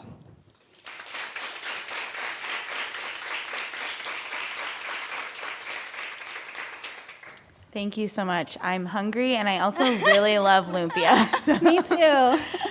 So I was wondering, when you expand into some of the bigger distributors, how are you planning on creating that product, like in a commercial kitchen? Like, what's going to be your process in that? Great question. Yeah, we are already in a commercial kitchen. In order for us to expand, we have to pivot from completely handmade to then utilizing a machine, which is where the money, when we win this, it would go to that, it would go into that side of our business plan so we can expand in that way. That's the only way we can sustainably and financially, feasibly make it work. Thank you. Yeah, thank you. I'm also very hungry too now, so thank you. You're welcome. My question was actually, I was wondering if you could share a little bit more about the ingredients that you use, where they source from. I just want to hear a little bit more about that. That's a great question as well. We wanted to source everything locally with the scale that we were going at. Even starting off, we just knew it wouldn't be financially feasible, and so we just went to the local restaurant depots and we started off with just what they had. And so as we expand and we have our machinery, we have more opportunities to be able to then go to the local farmers and then process the vegetables and the meat ourselves so that it can be rolled into this with the same quality that we already have. You're welcome. Okay, my question is, do we have samples? Oh, I know. I thought about that, and then I figured if we had samples, everybody would be drooling right, I'm and gonna not have be to able redo my rating not be able to here. focus on everybody else. That'd be so unfair. Okay, thank you for keeping it equity and all Right. of that. All right, okay. So my second question is, in regards to the marketing side of it, I saw that you talked a little bit about some of the angles you were trying to get to your distributors or Costco's or whatnot. How's that going to project over a 3-year, and how are you going to keep them engaged? Because oftentimes folks, have a short period of time in these larger markets, and then as consumers move on to different things, they want to have different things on the shelves. And I can understand how they could be sustainable in certain restaurants, but as you start looking at those larger ones, how are you going to maintain that sustainability? Yeah, great question. The way we would sustain that is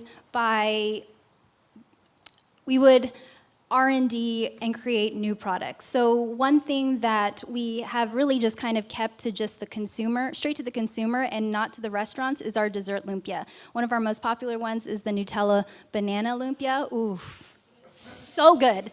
You need to stop talking dirty to me. Stop it. Okay, continue. But that's what we would do, is we would be able to expand in that way, and then we can change the different flavors that way as well. And it would be more targeted to a direct-to-consumer for somebody like Costco, because they are direct-to-consumer. For the other ones like US Foods, Harbor Food Service, they would get more of the just consistent what we already have, because the restaurants would be doing the other work for us. Thank you. Thank you. You mentioned some of the key partnerships that you have. I wonder if you could elaborate a little bit more on the partnership you have with Fair Start and the impact you're creating there? Yeah, with Fair Start, so before we even knew about Fair Start, we were very connected to people close to us who have had harder backgrounds with whatever was, in their life, the decisions that they made. But we believed that they all also deserve second chances, and with that, an opportunity to be able to make a good income so that they could live a good life. And so we decided that we would already give jobs to the people that we already knew. And then when we were trying to expand our team, we reached out to Fair Start. And we didn't even know it, but one of our team members, he had already been through the Fair Start program. And so he was also one of our good contacts for them. And so we have continued to reach out to Fair Start for being able to create that kind of employment opportunity. Great, thanks. Thanks.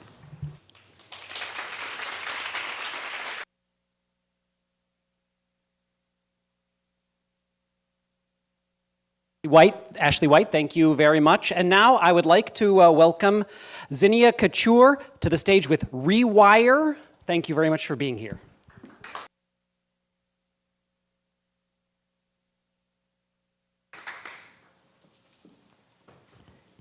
Hello, my name is Ksenia. I am a white woman with long dark brown hair in a ponytail, and I'm wearing a chocolate-colored suit. What if there was a 30-minute workout that could reverse depression? Well, there is. In 2016, I got a serious concussion, and I was left mostly bedridden. I suffered from depression, dyslexia, and I rarely had enough energy to get through the day. I went and saw the top neurologists on the West Coast. I had all the testing done, had brain scans, and they told me I had two options. I could wait and hope that I felt better and the symptoms went away, or I could take a full stack of pharmaceuticals to treat my individual symptoms. Well, I'd been waiting and I wasn't getting any better. And the idea of taking pharmaceuticals and adding side effects to my long list of symptoms was a terrifying prospect. I didn't want to Band-Aid my symptoms. I wanted to treat the root cause. So I set out to create a third option. I used my bioengineering background and I dove into the scientific literature of brain healing, of neuroplasticity, and from there I tried everything I could find, from Eastern medicine and acupuncture to high-tech red light therapy and neurofeedback.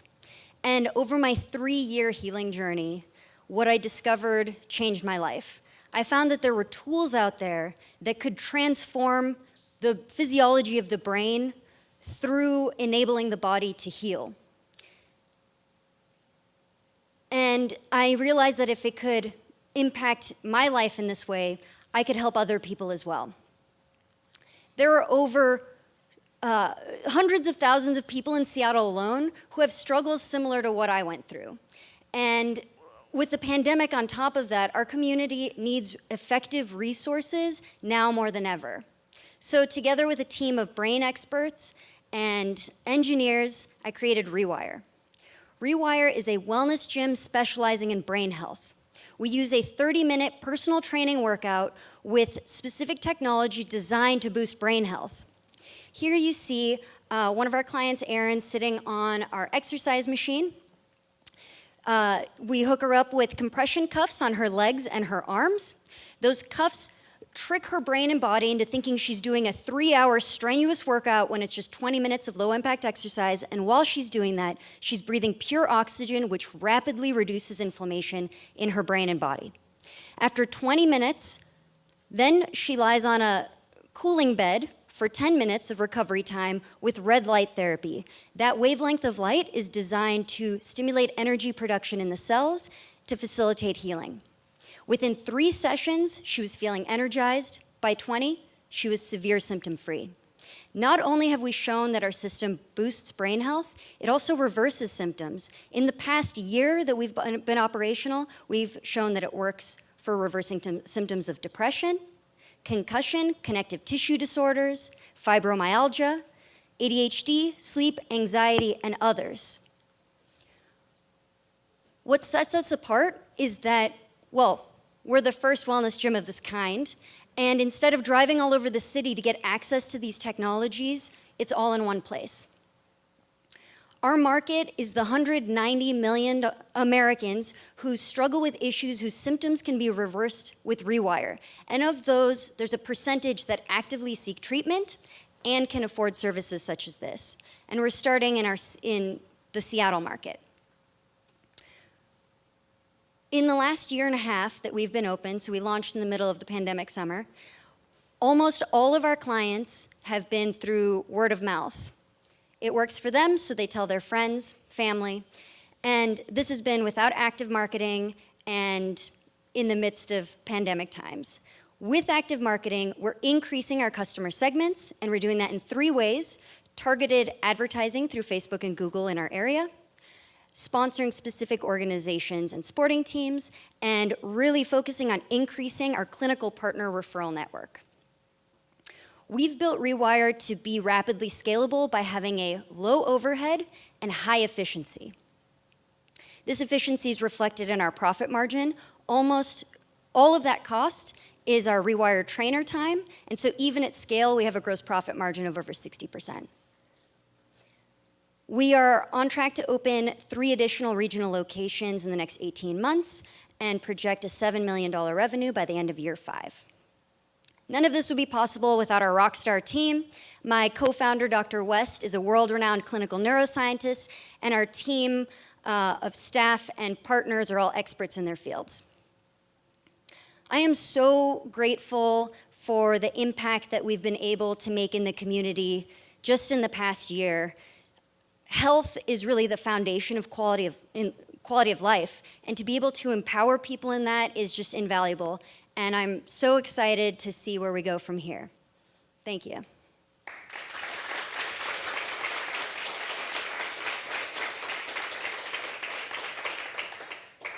Thank you so much. That was a great presentation. I was wanting to know if you can elaborate on how financially accessible this is to your market.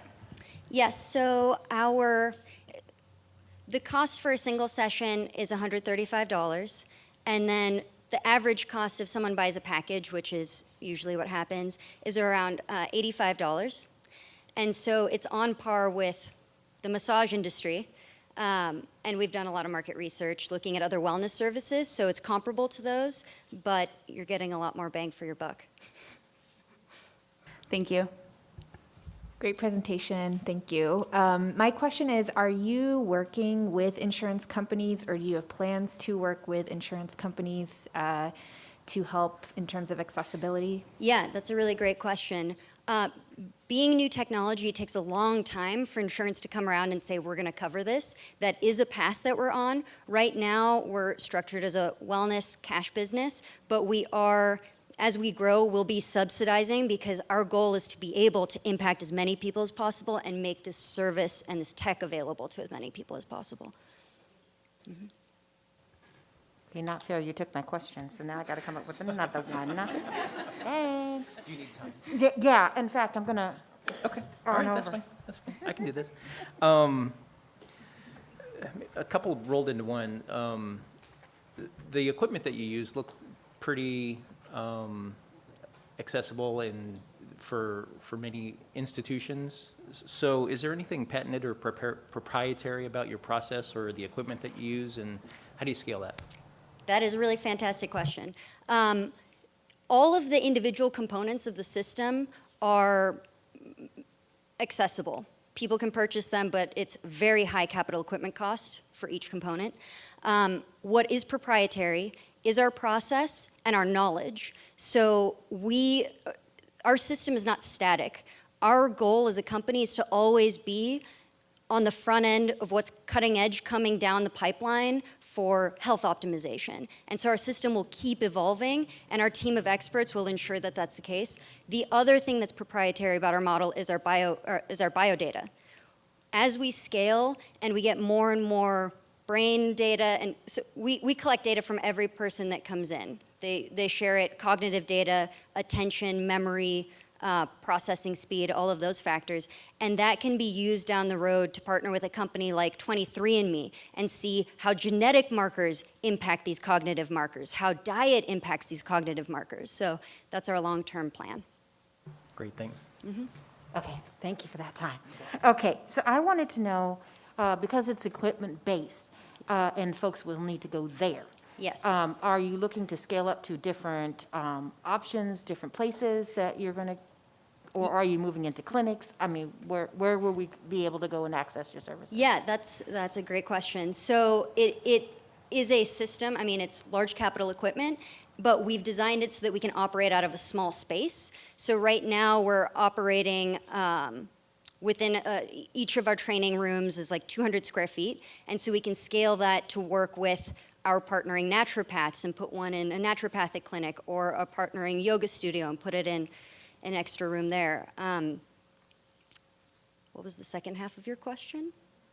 No, you pretty much answered it, so that was Okay. good. Thank you. Yes, so we've designed the model as a service model because the equipment is cost prohibitive for the average consumer. So we want to make it as accessible as possible by keeping things small and scaling really quickly. And can it move easily?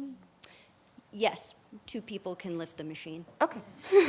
I think that can help. It's heavy, but it can be moved. Okay. All right, thank you so much.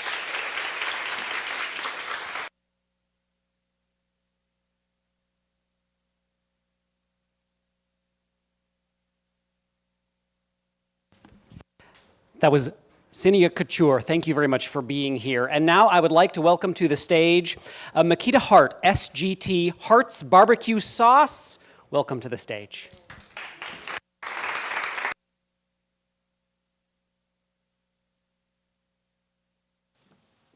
Hello, my name is Makita Hart, and I am a brown-skinned female with short, coily hair. And I am wearing all black, a camo blazer, and my glitter. I am the CEO and founder of Strong Family Bonds. Our company manufactures Sergeant Hart's barbecue sauce, created by my husband, Reno. Oh, goodness. So, about our sauce. We were stationed overseas as a young family, and we ran out of barbecue sauce at a gathering with some of the people in his unit. And we needed a way, because we all had young children, to build trust and morale. And so the guys decided, let's get the families together on a Sunday and do a barbecue. So what we did was, we were responsible for the meat, and we would do it over at his boss's house, and we ran out of sauce, very low on sauce. And because it was a Sunday, the commissary was closed. So we had to improvise to save humiliation, and he put together some ingredients from some ingredients that he had at a house that was unfamiliar to him, and they loved it. And from there, we always shared it with friends and family. Years later, when I tossed around the idea of starting a family business, using Reno's recipe and the story behind how and why the sauce was created, we expanded upon that recipe and built upon the concept of the taste that welcomes and reminds you of home, and a sense of belonging to everyone who we shared it with. We applied that concept to our business plan. I learned a lot, including the importance of having a mentor, continuing our education, and paying it forward. Last year, I founded a business directory dedicated to helping mentor new entrepreneurs of color and provide them and help them provide resources to further their success in their business. We also created an ambassadorship and an internship program for young adults and partnered with grill ambassadors and professionals to foster social media audiences, engagement, and content. We also provide opportunities to contract work and partner with local businesses to source ingredients, and also donated meals and product to silent auctions and giveaways. Here you see some of our recipients from this year. We implemented a give back program called Sergeant Hart Cares, where nonprofit organizations can utilize our brand to further their mission, and a portion of the proceeds we give back to their cause. It's my favorite condiment, barbecue sauce. And at dinner one evening when my child was 12, they expressed that they didn't like barbecue sauce. And I was like, this is not my child. So, you know, and it was pretty much store-bought barbecue sauce. So it had been a few years, and my husband hadn't made any of the barbecue sauce in quite some time. And so he had to remember the recipe, and we had her try it. Reluctantly had her try it. But when she tried it, the look of shock on her face, and she was like, oh my God, this is life-changing. So enter Sergeant Hart's brand. Here are some pain points that we've encountered over the years from sauce lovers and skeptics alike. Now imagine eating into a bland rack of ribs, or tasting a flavorless and dry brisket, or biting into a pulled pork sandwich, only to discover that the sauce was overwhelmingly spicy, or has one-note flavor, or leaves a displeasing texture in your mouth, such as what it did with my daughter. It ruins your meal, and it may leave your guest unfulfilled. Sergeant Hart's barbecue sauce complements food flavors, and it adds a level of flavor that makes good food great. Our original sweet and smoky flavor and our perfectly balanced spicy varieties of chipotle and habanero are versatile enough and are sure to be a crowd pleaser. We also offer duo and trio packs.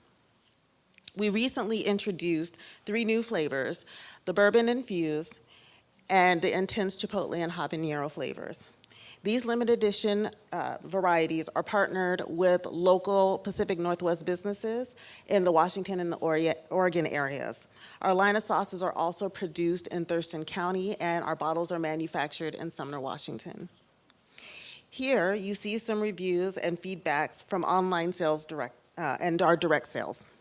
We appreciate the opportunity to learn and also see challenges of some of the customer feedback, but it helps us in a way to be able to create new ingredients, create new products and flavors.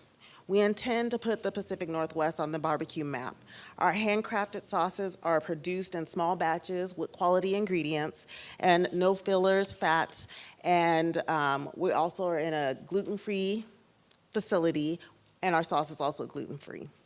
We currently have wholesale accounts in the restaurant industry and retail spaces in Western Washington and Oregon. And we also launched new product and offering, increased our digital activity, adopted new procedures to serve clients, and sought after new partnerships and sales channels. And all of those things we did in 2020 and 2021 that dramatically increased our market value, and we also had a guest appearance and some speaking engagements as well in this year. And all of those added base things, all those efforts in outreach and engagement assisted in the growth that we attained in year 1. We look to continue growing at a rate of 10 to 15% each year across all sales channels based on our already proven sales trends. And we continue finding resourcing better ingredients and moving towards distribution and larger base chain stores. Through our outreach and engagement, marketing efforts, and keeping our project goals in mind, we plan to be successful in meeting our near goals and using those as a stepping stone to our 5 to 10 year legacy. Thank you for your time, and I am open to questions.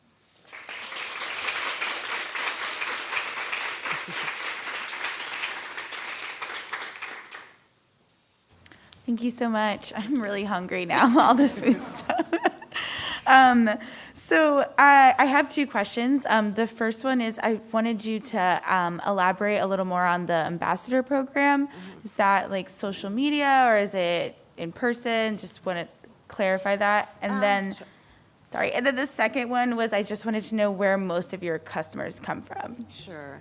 So first question is our brand ambassador program is kind of couple pronged. I call it a 3-win prong approach. And it works along with our fundraising efforts as well.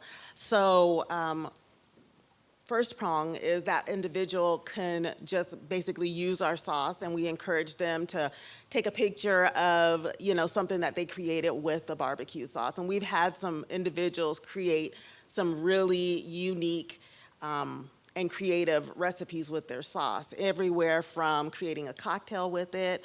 I had an individual create actually some pork belly burnt ends, and he put ice cream and a caramel sauce with the barbecue sauce, and I couldn't tell whether it was a dessert or a main dish. So we do stuff like that, and that's totally something that we tag one another in. Another way is we also provide them with a affiliate link. So as people use their code to go onto our website and place an order, they have the potential, of course they have to sign up for this, but they have the potential of earning a little bit of a kickback from orders that are produced through that. And your second question again was? Oh, I was just asking where most of your customers come from. Like, it's online, I'm assuming. Correct. So online, but then I also go around and I do farmers markets. I implemented in 2021 a trade show, which is where I got my Oregon account from. And then when we're not in a pandemic, my husband travels a lot. So he takes a lot of the product with him. And usually when he puts it in his living situation, he usually makes sure that he has a place where he can grill. So that also gets different people into trying the product. Thank you. You're welcome. Thanks so much. I love spicy barbecue sauce, so I was very jazzed about all the flavors. My question is, I think in one of your slides you said there's a hope to have a storefront, and I was wondering if you could talk a little bit more about that. And just given that a lot of your sales, it sounds like currently is from online, just curious on just the storefront piece, where it will be, et cetera. Correct. Currently, I would love to have something in the Thurston County area, maybe even Pierce County, because there is the military base right there. But that is also going to be coupled up with his love of wanting to grill. So what we would love to do is have a storefront where we can also sit and have sit-down dining, also have a warehousing, and also have our factory so that we can also co-pack our individual recipe too. Thank you, and gosh, I do wish we had some samples.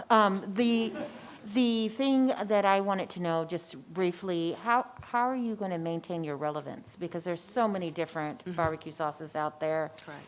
And I love the different types of flavors that you have, and that is unique, but how do you stay relevant? Why would I pick Sargent? Well, definitely sampling, and I've found a couple of different ways that I would sample, but I'll also, like I said, listen to my customers' feedback. And from the very beginning, they've wanted me to come out with something a little bit more reduced in sugar.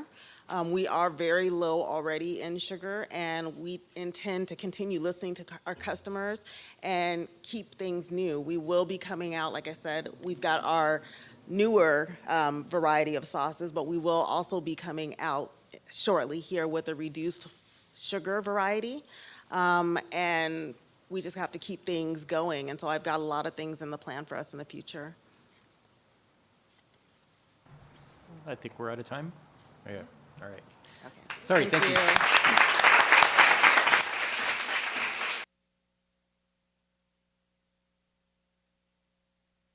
Makita Hart, thank you very much with Sergeant Hart's barbecue sauce. And can you believe it? That's all of our folks making pitches, which means that we are going to take a bit of a break. I mean, this group has been amazing. We've heard some incredible pitches right now. This is going to be a 12-minute intermission.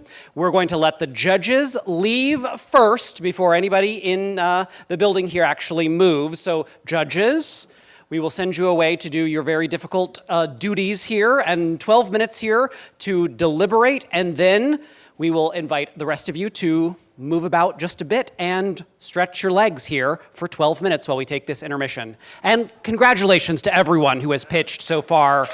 Everything has been phenomenal.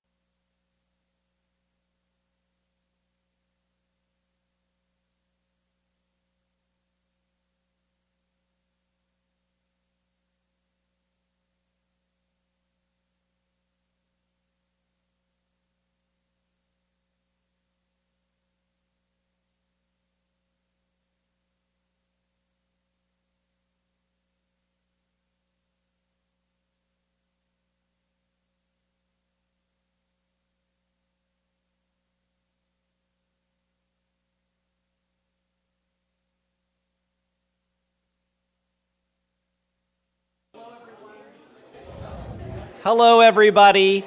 If we could just gradually make our way back to our seats.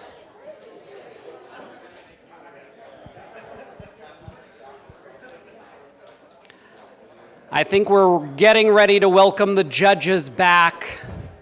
This is the exciting time. I've been told there are giant checks, which is like my favorite thing. Who doesn't want to see giant checks? Or who doesn't want to get giant checks? All right, so let's welcome the judges back. And it is almost time to learn about the winners here. So before we move on to the awards, it is really my honor to say thank you for being here and thank you for letting me be a part of this event. But I really want to introduce the man who got me involved in this event, who's come on my show multiple times, who is really leading the charge here and does so many incredible things in our community. Mr. Joe Sky Tucker, President, CEO of Business Impact Northwest. Joe, congratulations. Thank you all so much for coming. I see the judges walking in right now. I just got nervous. I am Joe Sky Tucker. I am the President and CEO of Business Impact Northwest. I am a white man of Irish and Jewish descent. I have brown hair and more salt than pepper beard, wearing a gray blazer and blue pants. And I want to point out my shoes because I love these shoes. I noticed not many people mention their shoes, but the shoe game tonight was pretty stellar. So I just you're missing out. And I really want to thank our amazing host, Mr. Travis Mayfield. Thank you. On a whim, I emailed him to see if he wanted to be the host, and our event is better for it. Thank you so much. I'm really honored to have you here with us. I want to thank our judges. I am so happy that you have to make this decision and not us, because all of these pitches were amazing, as they always are. So thank you so much. Thank you for everyone for being here, both in person and virtually. It's strange times, and so we've tried to do the best we can. And so thank you for masking up while you're in here and joining virtually. We're really excited to have so many people support this event. It's so wonderful. I have to brag about my staff for a second, so forgive me. I do this every year, and they don't write this into my speech, and then I tell them I'm doing this anyway, but I wouldn't be able to do what I do without the amazing support of the staff that run this event start to finish. So I want to thank Danielle and Dominique, Henry, Steve, and Susan. Shelby and Faith do so much behind the scenes to make this come off. Oren and Amber ran this event start to finish. Thank you so much for that. Alexa, who kind of keeps me sane and keeps me sorted out. If you work with us, you know that that's what her job really is. Christopher and Oz, Greta and Morelli, who's running this show tonight. And so many more people behind the scenes, so thank you. But those make my job much easier and make this such a great event to come off. So thank you. We do this event. We love this event, but the real piece behind it, peeling back the curtain, we make these contestants go through so much, and it's a sorry, not sorry kind of moment for you all. We know it's a lot of work, and we also are going to make you do a lot of work, but we think it at the end will make your business better, and hopefully dangling a little bit of money at the end will get you through all the processes. So thank you for all your amazing work. We really love to see how entrepreneurship is impacting our communities, and that's really the goal of this event. So that is where it came from, and from that, you have just proven that mission out every time and again. So thank you so much to all of the participants, and starting with 100 and getting it down to 10 is no easy feat. So thank you all. I also have to read a list of sponsors. That's my job now. We give away over $30,000. And we wouldn't be able to do that without our amazing sponsors. So we have our presenting sponsor of Harborstone Credit Union. We have our platinum sponsor of Amazon Seattle. Yes, thank you. Give them a round of applause. We have our full event sponsors of the Federal Home Loan Bank of Des Moines, Verity Credit Union, Vulcan, Beneficial State Bank, Maidlaw, and Hummingbird Marketing Services. We have sustaining sponsors of BECU, the SBA, and the USDA. We have Sound Credit Union and Washington State Employees Credit Union, and our amazing in-kind sponsors that help get the word out. We have Live Oak Audio and Visual, Imperia, where we are tonight, which is beautiful. We have Lakey, we have Allison Bishop's Consulting, Seattle Good Biz Network, Seattle Made, Library to Business, and Farm Unlimited. So all of those, thank you. Let's give a round of applause to our amazing sponsors. That's really the end of my time. I'm going to introduce now Taylor Wong, who's a friend of mine. We've known each other for years and is now a senior manager of external affairs with Amazon Seattle. So come on up here, Taylor.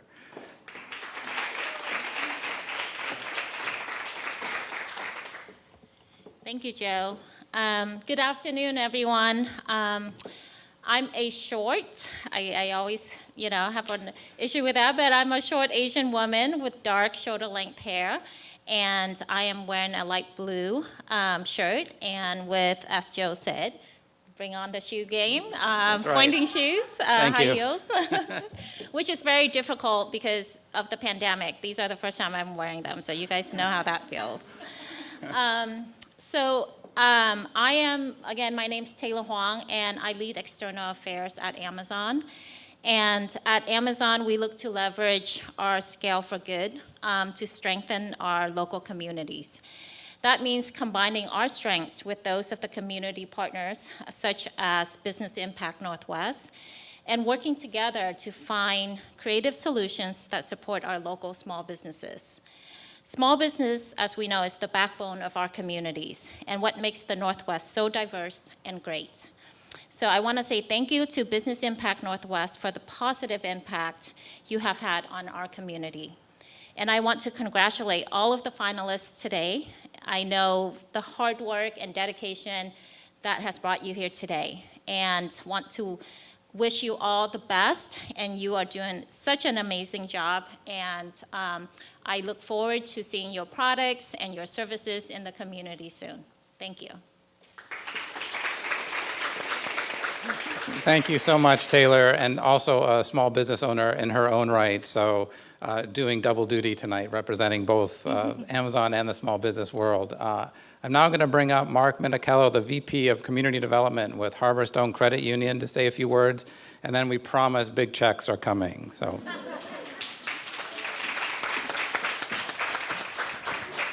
Good evening, everyone. My name is Mark Minichello. I serve as Vice President of Community Development at Harborstone Credit Union.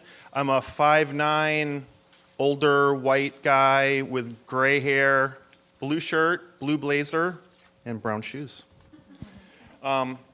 It's truly my pleasure to be here again tonight. And first, again, congratulations to all the finalists. Thank you so much for all the hard work that you put in. Definite big thanks to our judges as well. And we just couldn't be happier to support every year Business Impact Northwest Impact Pitch. It's great to see the changes that were made, not only to bring us back in person a little bit, but the assistive technologies that are used in the descriptions to allow more people to participate and observe online. I'd like to say again a nice special thanks to the staff of Business Impact Northwest, their board of directors, not just for tonight, but the continuing work that you all do. It's meeting an important need in our community, and a special thanks to Travis for the wipe your feet. That, I'm going to never forget that. I really appreciate that. Tonight, dedication of celebrating diverse entrepreneurs that are making an impact in their communities. It's a wonderful celebration of everything that Business Impact Northwest and Harborstone share together. It's truly a special night. I don't want to waste any more time because we have cash to give away. So let's move on to the prizes.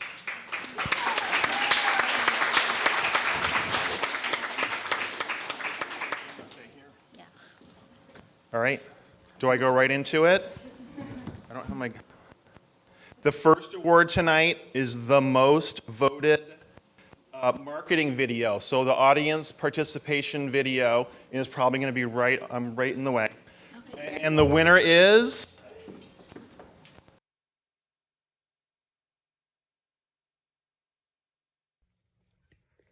We as Americans tend to live our lives fast, working long hours, constantly seeking fast information, fast food, and fast ways to satisfy our cravings.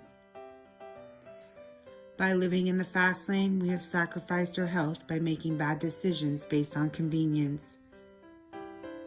Cardiovascular disease, heart disease, obesity, and many more issues have been on the rise, and it's only recently we as a society have begun to catch on. We are beginning to educate ourselves on what we should be putting into our bodies to give us natural energy. We are understanding what we should be eating daily to give us the healthy nutrients to keep us going. And we're realizing what clean beverages we should be drinking to hydrate and nourish us.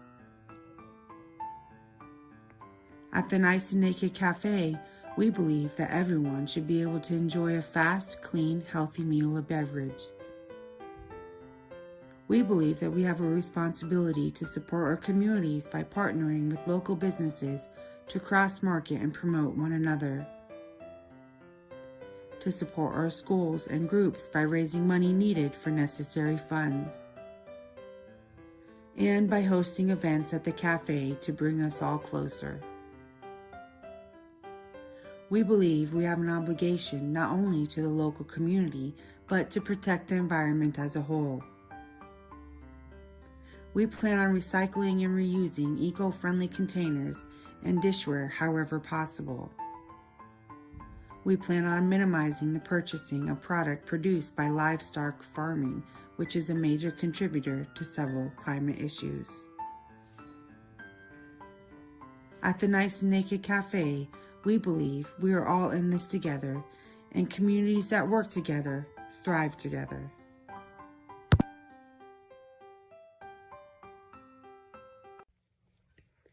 We as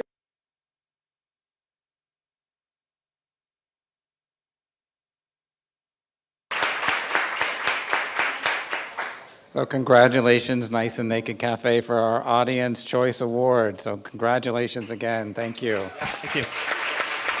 And I was just handed, we don't have a big check for you tonight, but we will be mailing you $1,000. So congratulations.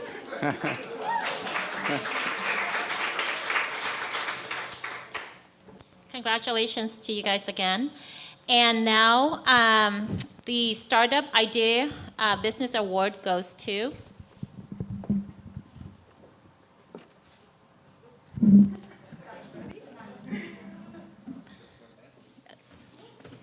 there you go.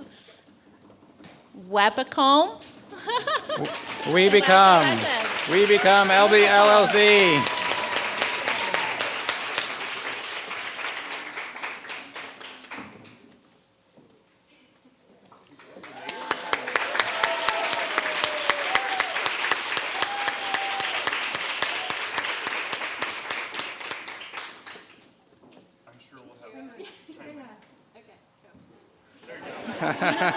Woo! So much better. Yes. Awesome. Congratulations, We Become.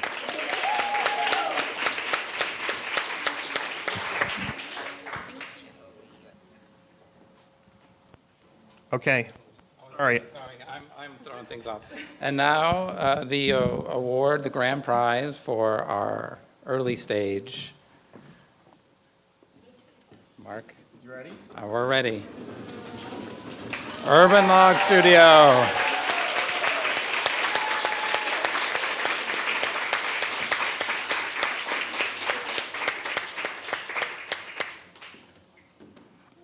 Congratulations. Yes, congratulations. I'm sure there'll be more photos later, but great work.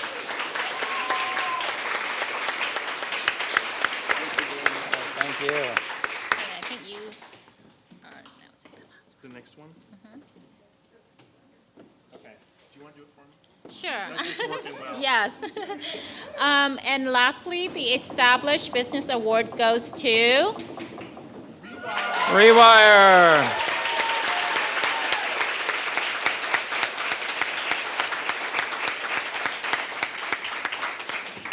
Congratulations. Oh my goodness. Thank you.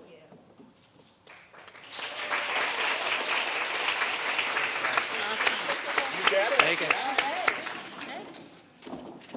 That's it. Joe? I'm going to throw it over to Travis to take us on home, but thank you all for so much. Thank you, everybody. More. I mean, let's just make this place rock because everybody deserves it. What an amazing 5 months. Congratulations, everyone. And, really the positive impacts here are going to go on and on and on. And if you'd like to read more about the finalists, the winners here as well, the website is businessimpactnw.org. Also, and here's the pitch, join the mailing list because then you can know more and more about what the work they do. And believe me, I have become a big fan in the last year since having Joe on the show here to talk about the incredible work that they do. So I just want to ask the winners as well as the sponsors, and Joe, please stay around because we do want to take some more pictures after this is all over. But thank you, everyone, so much for making this evening possible. Thanks for being here, both in person and virtually as well. Have a lovely evening, everyone.